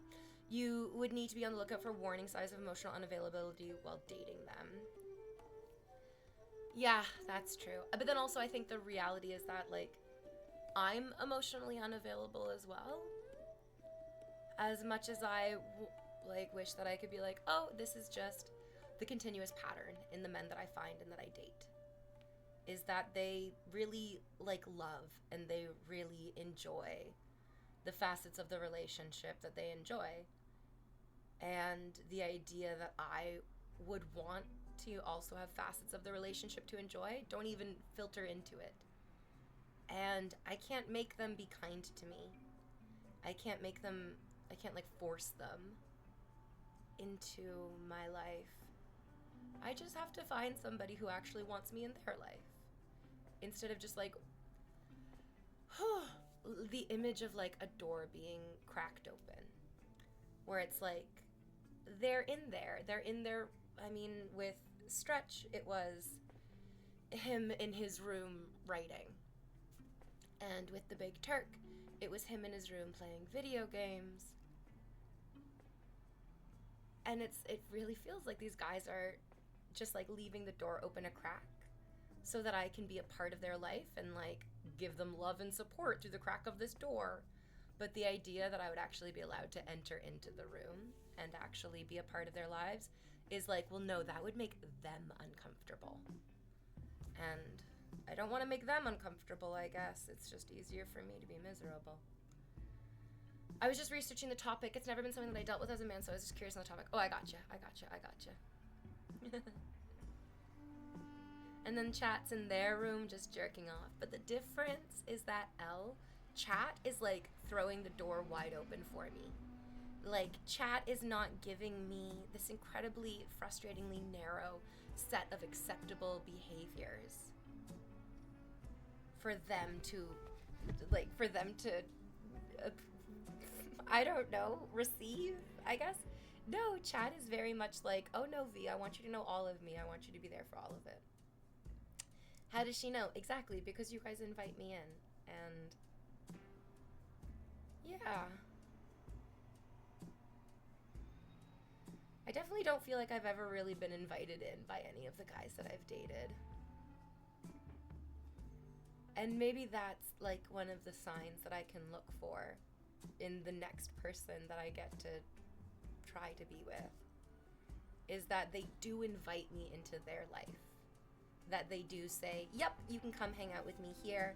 Yep, you can be a part of this, that, and the other thing. And yep, I want to be there with you to do those things too. Yeah. Image 28, you're talking about the bruiser? What about the bruise? I'm covered in bruises.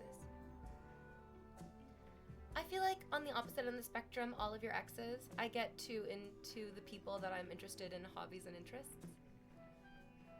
Right is losing ourselves. So like, I guess he's here right now, so maybe I don't know if I should be talking about this or not, but like the poet kind of dumped me over the weekend. And basically the basic reasoning for why he said that we weren't gonna date, like not seriously ever, was that he has that same thing where it's like he's worried that he becomes so deeply enveloped in his relationships that he kind of disappears. And right as you're like, I get so into the people that I'm interested in, the hobbies that I'm in, that like I disappear. And I recognize that. I see that. I've dated guys like that too, where I could see them sort of like turning themselves into what they thought I wanted them to be. And I always shut that down. Like I've shut that down numerous times before. So it doesn't feel good getting dumped. It really doesn't. Especially because he's in chat right now and talking with me. It's all very confusing, to be honest. It's very confusing. It's never not going to be confusing to be held by somebody who says, I care about you, and then to have them pull away from you so much is always going to be so confusing. It's just like, if you care about me, I would hope that those actions would come naturally and not the opposite of them. Wait, what? Sorry, you were dumped. The Bruiser, back when you were playing Resident Evil. Is Bruiser a nickname of one of the guys that I've dated? I need to be honest with you. A lot of them get forgotten, in part because of the nicknames. Oops. Sorry that you were dumped. I mean, we like had gone on we went on like 4 or 5 dates, so it's not really like I had invested a whole bunch into it. It's more just that I'm very much recognizing that I'm putting myself in the path of emotionally unavailable people who are not interested or ready to be my partner, even though I really would love a partner. I feel like I really want a partner. And sometimes I worry that I actually need a partner, but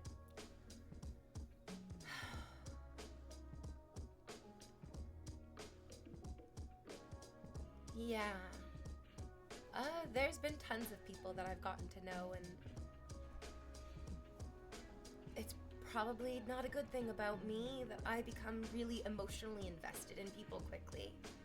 It's probably because I didn't have like a strong emotional investment in people in my youth. So I'm sort of like desperate for it now in my adulthood.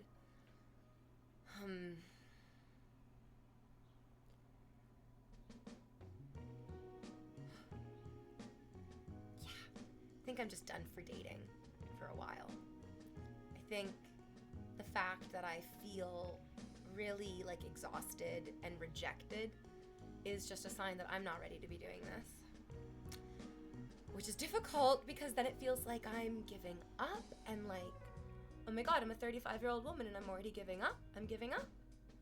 Like, did those terrible things that all the people were always nonsensically screaming about, like, all men are bad, did that like take root in my mind somewhere? I don't even know. I think I'm just in that. I think I'm unfortunately kind of burnt out, and so I think my brain's just becoming really like flat, and I'm not able to like parse out the relevant from irrelevant information. I'm sorry to hear that. Am I being naive? Am I really being like very stupid and naive? By trying to get into these relationships? Like, is the base reality just that that's not gonna happen? It's just not gonna happen. I don't know. I felt really good. I always feel really good about the people that I date. I love dating people so much because I often recognize in them the most lovely things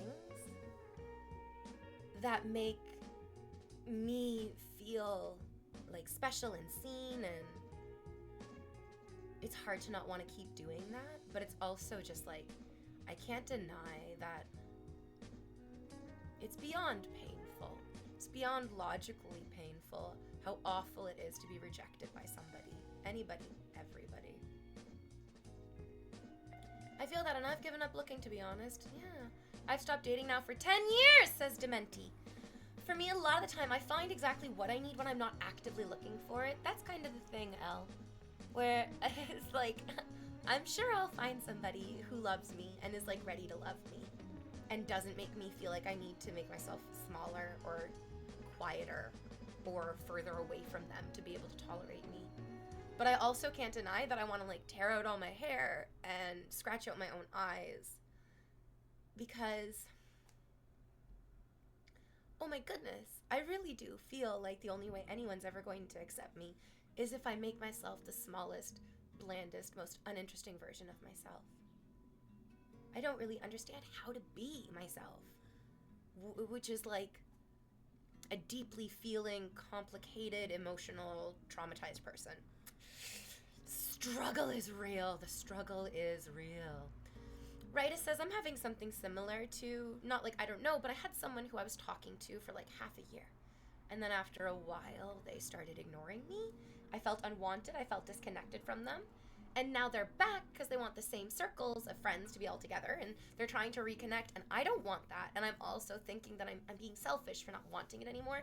No, Ritus. No, Ritus. Your intuition is telling you something. Ritus, your intuition is telling you something. I'm not here to tell you what your intuition is telling you. But I can hear the klaxon ringing. I don't know what the alarm means, but I can hear the alarm that you're showing me. Happy Irish Cinco de Mayo. Wait a minute. What? No, Cinco de Mayo is Mexican Independence Day.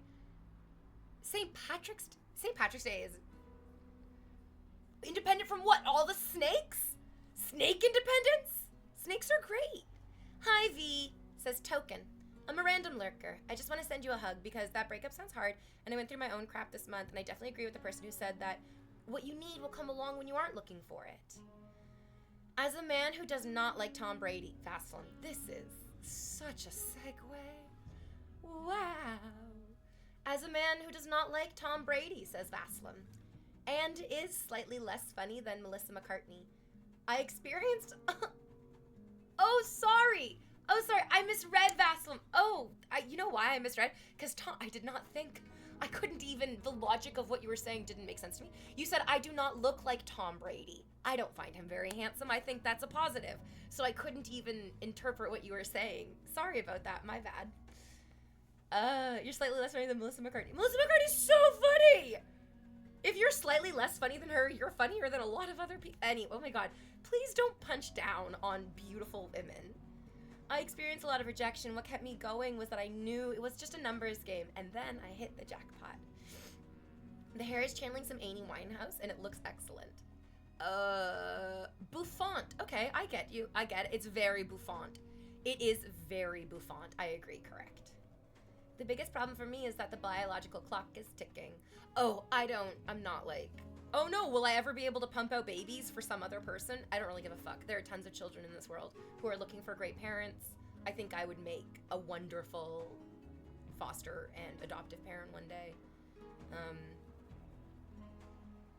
And plus I'm already old. I'm already so old that if I got pregnant today, right now, it would be a geriatric pregnancy. And that sounds fucking ridiculous to do. Yeah. Happy Dye Your River Green Day. Yeah, they do dye that river green. I just like the meme. You know that meme of the guy waking up and he's like squinting and like looking so confused? It's like all the fish waking up on St. Patrick's Day and it's just so fucking green. Like, oh, looking at that green ass fucking light. Yeah. Soldra said mid. Are you calling me mid? Are you saying that this woman in front of you is like mid? I'm mildly attractive? Well, we know his eyes work. And we know his brain doesn't. And if I had to guess, his penis might work, but he hates it. I can't help but just recognize there's a severe... I think the Venn diagram of people who go out of their way to insult others and people who hate themselves is a absolute perfect circle. For real. You make me feel really old when you talk like that. Or really young? I'm not sure. No way they are calling you mid. To be perfectly fair, I am actually quite mid. I am of middling height. I am of middling weight. I am of middling and average eye, hair, and skin color. In many ways, I am incredibly mid, but then I feel like the real men and women understand that there is a truly exquisite beauty in just being mid. There's a relatability, there's a universality of it. I think Angelina Jolie is one of the most insanely beautiful women on the planet, and I'm very, very glad to not look anything like Angelina Jolie. I am super duper glad that every once in a while, like once every 12 months, some person, maybe it's the same person with the same delusion, some person will come in and say, has anyone ever told you you kind of look like Audrey Hepburn? And then I die. And then I die from happiness, and I don't care what anyone else says ever. That it's just like there is, for a millennial white woman, there is no higher peak for beauty than Audrey fucking eat your own shit, you Nazi bastards Hepburn. That's her real middle name. You can look it up. I got one better. It's Confused Fish. That guy is so bright. So bright, you can't look. Put them all together, it becomes 1,000, 10,000 out of 10. Being too hot is a burden. I like Melissa McCartney, no insult intended. I just watched The Heat over the weekend. Oh my god. I love Bridesmaids. Chris O'Dowd, who you'll remember as Roy from the original IT Crowd. Chris O'Dowd is going to be in the new season of Black Mirror, yeah! And I loved Bridesmaids because Chris O'Dowd became this like really popular sex symbol because of that movie for a while there. I hope Black Mirror gives him another due, because I think Chris O'Dowd's fucking crazy sexy. He seems super duper funny. I like the IT Crowd. I think it's a great show. I love all of them, yeah. Oh, but did you see the Lilo and Stitch trailer, and what are your thoughts? I didn't.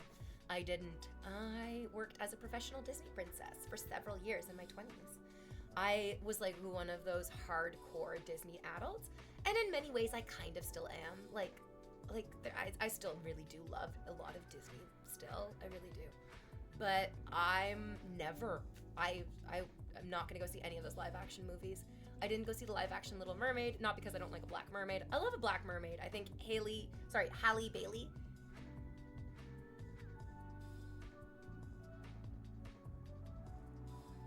Did I just say her name wrong? And now I'm just like, what is her name? Am I saying it's wrong? Not that I don't love her. The live action movies. I mean, like, I'm not gonna go see the live action Snow White. Even though Snow White's my favorite. Snow White's my, like, #1 absolute favorite. And I didn't watch the trailer for the Lilo and Stitch live action. I did read some of the comments, and this is a bad movie to make live action. This is a bad movie to make live action because Lilo, the little girl, Lilo, her sister Nani, are living on the beautiful island of Hawaii, one of the islands of Hawaii, and Lilo is traumatized and acting out. She's being bad. That's a very, very important part of the story. That Lilo has had bad things happen to her, and now she's behaving badly, and people want to make her feel like there's something bad about her. But through her relationship with Stitch, and Stitch was actually born to be bad. Stitch was genetically engineered to be bad. He's a weapon, like the Iron Giant. It's very important for the story of Lilo and Stitch to work, for Lilo to recognize that, first of all, she was not born bad. Nobody is actually born bad, even if they were meant to be born bad. Even if that's the intention, it's not the truth. It's how the story works. And the reason that you can't make this into a live action story is because no little girl deserves to be placed on camera in front of an audience of uncontextualizing, thoughtless, stressed out people and behave badly. This is the problem with it. It works because Lilo is a little cartoon girl and the voice actor's face wasn't on camera, which means that when that little girl walked into the grocery store, She didn't have people being like, oh, look, it's the bad little girl from the little movie with the green guy. Sorry, with the blue guy, who's also bad. Thinking of Shrek now. With the green dude. It was okay if it was a little girl's voice. It was totally okay if it was the little girl's voice. But you can't actually put a little girl's face and body and life and actions on camera and be like, hey, little girl, you're going to behave really badly. Like, we're going to have you smash the face of another little girl in a violent outburst. You can't do that. That's not a good idea. So, unfortunately, what they had to do, I think, for the live action is make Lilo nice and good, and she's just like a good little girl who's sad, which kind of dismantles literally the entire foundation of the whole story. I don't really know how they're going to make it work. To do the story right, they would have to sacrifice this little girl's life, basically, in the public sphere. Or they change the story so that she's not bad. But then, now you've changed the story. So, like, what story are we telling people now? That this good, because now the story gets into potentially unwholesome messaging. Which is that if Lilo is good, if Lilo's just, like, the perfect victim of her circumstance, and we show children that being a perfect victim of terrible circumstances can help heal other bad people, that's actually bad. That's actually bad messaging. That's not good messaging. Because there's nothing that any person can do to take badness out of another person. We can all admit that we weren't born with it in us, but it's also not our responsibility to be so good that we show other people how to be good. Especially not some fucking little girl with no parents. Yeah. Axo says, or we could just be adults and, like, not harass children for movie roles.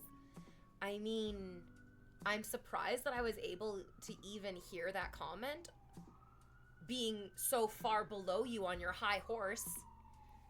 I mean, I guess the world would just be a perfect place if everyone just behaved perfectly. What a genius fucking idea. Sorry, let me just grab my Nobel and I'll just hand it right over to you. Like, yeah, it would be great if watching people do bad things didn't automatically open them up to being dogpiled and shit on. Even if the context of them doing bad things is actually totally cool and okay. And it would actually be great if bad people who did bad things had the contextually appropriate consequences of their actions. But we don't live in that world. And as much as you want to be like, well, I think we should, yeah, I think we all think that. But I think a few more of us are a little bit more realistic than that. What a baddie. What a baddie. That's me, I guess. I had a fire truck and an ambulance pull up next door yesterday. I was wondering what's going on. Or did you also just imagine that you were living in my neighborhood? It's because human nature is bad. Do you know anything about human nature? Because I can tell that you don't. 75,000 years ago, somebody broke their femur. Who knows who? It doesn't matter. That person wasn't a saint. They weren't reviled? No, that's not the word. They weren't revered as a god. Some person, someone somewhere, 75,000 years ago, broke their femur. This bone, their femur. You die from that sometimes. Even today, it's going to be a life-threatening injury. And we found evidence of that person 75,000 years ago who broke their femur healed. Their femur healed. And that is literally only possible if human nature is to be kind. And I guess you could also be like, oh, but look at the Holocaust. There's evidence of human nature being unkind. I mean, I think if we start playing this game, it's going to stack up in a more even way. And at that point, it just becomes a matter of, well, what perspective do you want to take on this? The quad gains, though. I'm all about gains. I'm all about gaining. I mean, in a healthy way. I don't know, actually. Hey, Viking, what's good? I also cannot lie. So the live-action Snow White is coming. The live-action Snow White's come out. And there's been lots of beautiful pictures of Rachel Ziegler on red carpets wearing beautiful dresses. And I'm not body shaming anybody, but I don't know how else to describe how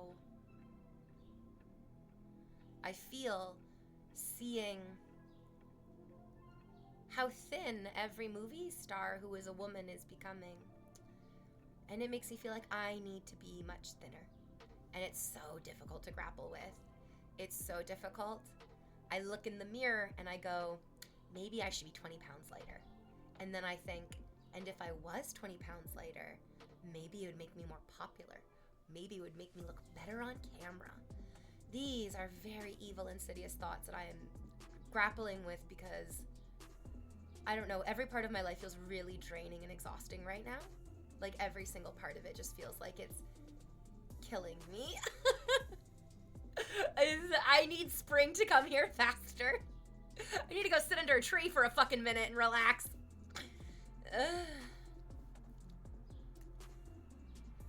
You know who it was?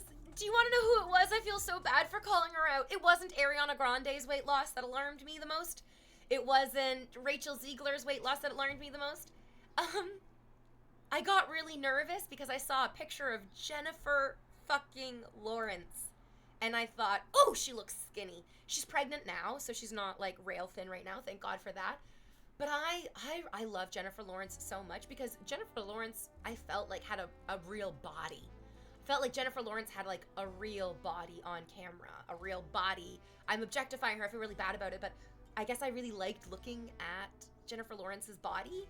And then I saw her become just a little bit slimmer, a little bit less body fat. And I was like, she looks beautiful. She really, really does. She's still got that body. And then I felt just a little bit sad that I was like, I miss being able to see on her body the layer of body fat. A body that is made of skin, glowing skin, muscle, strengthening muscle, bone, reliable bone, and fat, soft, inviting fat.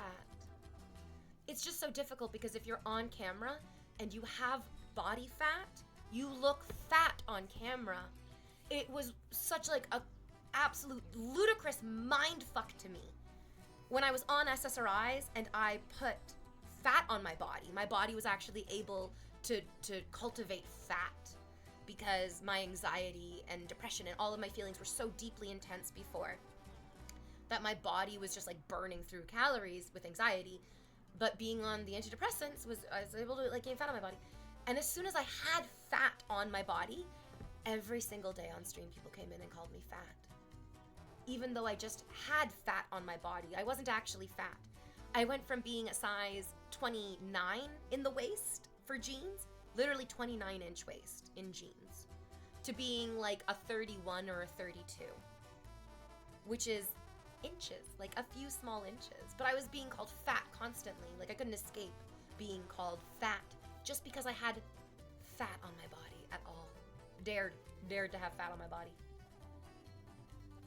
And now even this like very small amount, I feel like I have about a handful. Like literally I think you could get one handful of fat because your hands are pretty big. You're boys, I'm a girl. It's crazy that even just one handful is like puts me into the curvy territory. One handful of fat makes you curvy. 2 handfuls of fat makes you fat. And that's crazy. That's so crazy. If you had 2 apples in your hands, nobody would say that you're a fucking farmer with an orchard. You know what I mean? But if you, it's crazy.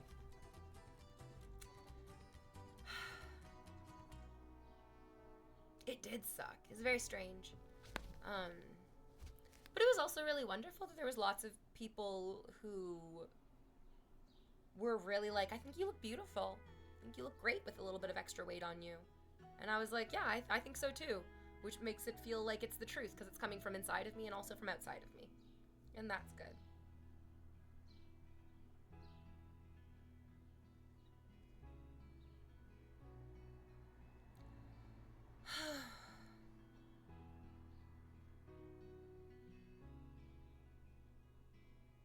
It's Monday? Oh my God.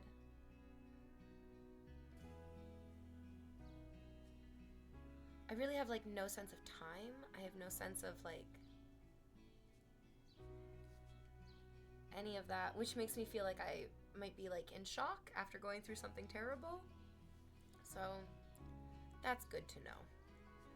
That means that I get to be even more forgiving for being not perfect. I definitely don't feel like I've been good today. I feel really bad about today.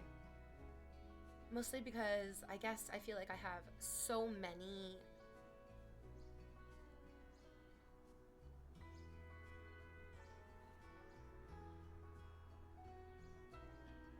I just have so many feelings. I'm just too tired. Just like really burnt out, really tired. I think it's, you know what? It's what I'm looking forward to tonight with going to my acting class. I'm gonna go to my acting class today. And I get to sit and be kind of an empty vessel. And that, I'm really looking forward to that. I'm really looking forward to being just an empty vessel that gets to absorb without any expectation of doing with that absorption. I'm really looking forward to that. I'm really looking forward to it. I feel like it's going to feel wonderful to have a social engagement that doesn't leave me feeling very confused and rejected and alone. Because it's very difficult to not feel very confused and rejected and alone with so many of my social engagements that I've been having recently. Ritus thinks I'm doing great. That means a lot because you pay pretty close attention to me. Jalapeno Jack says, Jalapeno Jack says, I've never seen you as anything less than an absolute smoke show. Thank you. I do feel like I'm burning from the inside out. You started the classes already, or this is the first one? Today is the first one. I'm very excited. I'm looking forward to going to the beach. Oh, Image, the beach is so fun and nice. It really is. Gem Dota says you should grab a pint of Guinness. Oh, I don't think I drink alcohol anymore. And my father is an alcoholic, and so there's just too many negative associations with it. I'm looking forward to finishing this puzzle. Your 007 James Bond puzzle? What movie is it from? Is it Pierce Brosnan? Is it Timothy Dalton? Ooh, how exciting. What about a pint of soda? Soda is like dessert. It's like eating a big bowl of ice cream or eating a big slice of cake. And do you remember how earlier I was talking about my like kind of untangleable desire to lose weight? Yeah, I'm definitely not gonna drink soda. It's 6 different posters with every bond. Yay! Oh, that's fun. What about weed? I do love smoking weed, but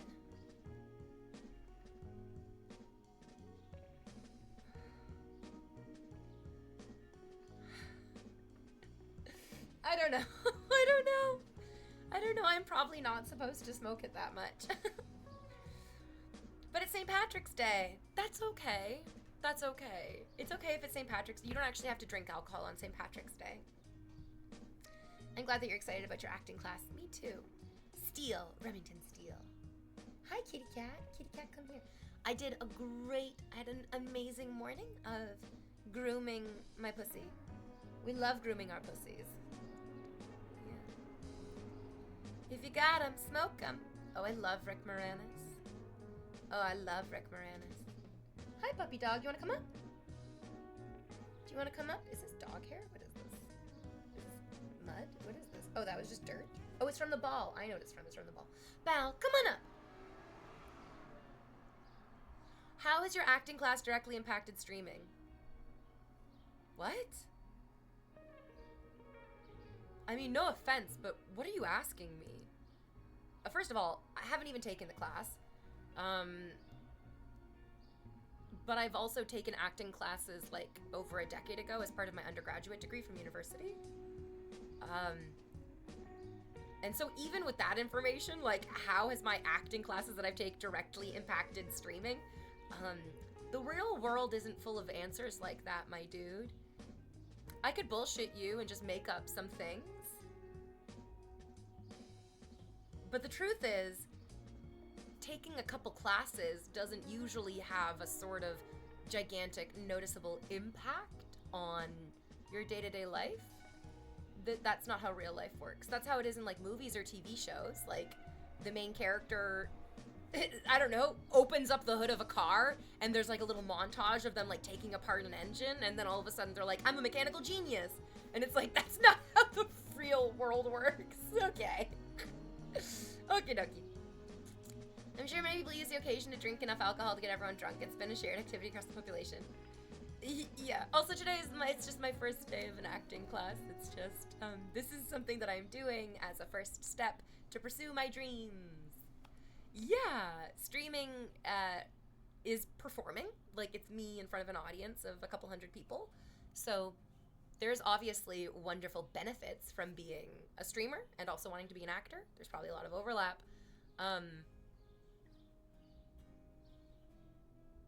But I've only ever done voice work and been a streamer at the same time. I've never done on-film acting and been a streamer at the same time. So I don't know. I don't know how they will affect each other, if they will at all. That question's so weird, though. That's such a weird question. I like when people ask questions, but I often wonder, what's with these weird questions? Like, what's going on? Where do you see yourself in 5 years? I love these questions. Unfortunately, the subtle context of these types of questions can feel a little offensive. I don't feel like these questions are good questions. I feel like these questions are trying very difficult to sound smart and are failing terribly. And I'm going to be as good-natured and cheerful about it as possible. Hi, V. Love the fit as always. Thanks, friend. Embody enough main character energy and you just might find yourself being a mechanical genius when needed. I don't think that's how it works. I don't think you can just aura yourself to knowledge. I was just playing off the previous work interview question. Their interview questions, yeah, they're not very good. They're not very good ones. And I'm also not interviewing for anything that you have that I want. And so these are not good questions. They're bad questions. There are better things to ask people. But that's a complicated thing to figure out. Yeah. What do you think your weaknesses are? Like, the truth is, where do I see myself in 5 years? The same place I am right now, ignoring these stupid fucking questions about where I see myself in 5 years. I see myself ignoring that same stupid question 5 years from now. My dog did not want to be outside because it is cold. I feel that. I feel that as well. It is, I mean, it's 4 degrees outside in Canada right now, which is practically balmy. Really excited for that.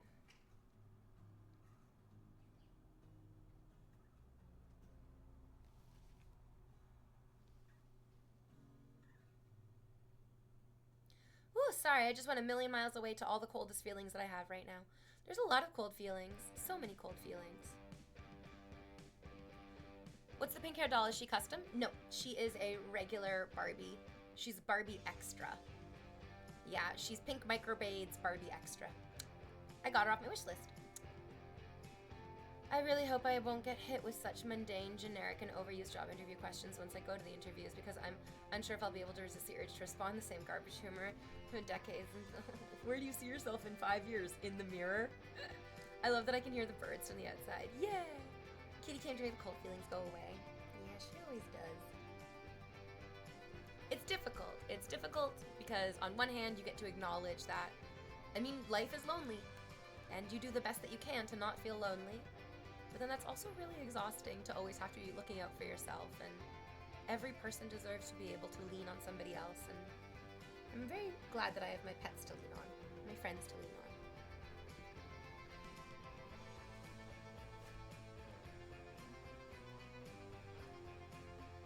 Was the cat adopted? Yeah, from the Humane Society. I love you. Oops, I got lipstick all over you. Ah! Lipstick kitty. I see you sitting here in 5 years. It's absolutely possible that in another 5 years I will be sitting exactly here doing the exact same thing. I don't think there's anything wrong with that. I like sitting here. I like talking to you. There's new people to talk to all the time. Kitties are wonderful. Yeah, they are. Yeah, they are. My beautiful girl.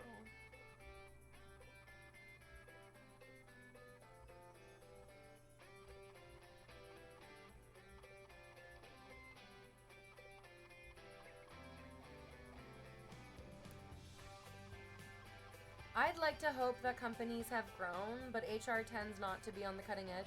Every place I've been has asked the same version of it, and I get a nicer version of InvaderVie's answer. That's whatever you're talking about for you. Kitty cats are the best. She's my favorite thing in the whole wide world. And I love her so much.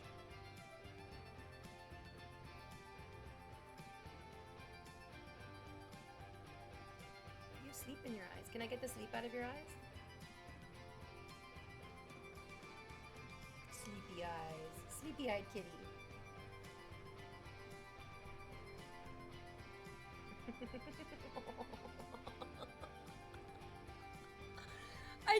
I don't think for a second that she enjoys me doing this. And I think that she absolutely is just letting me do it because she's a sweetheart. Because she's a good girl.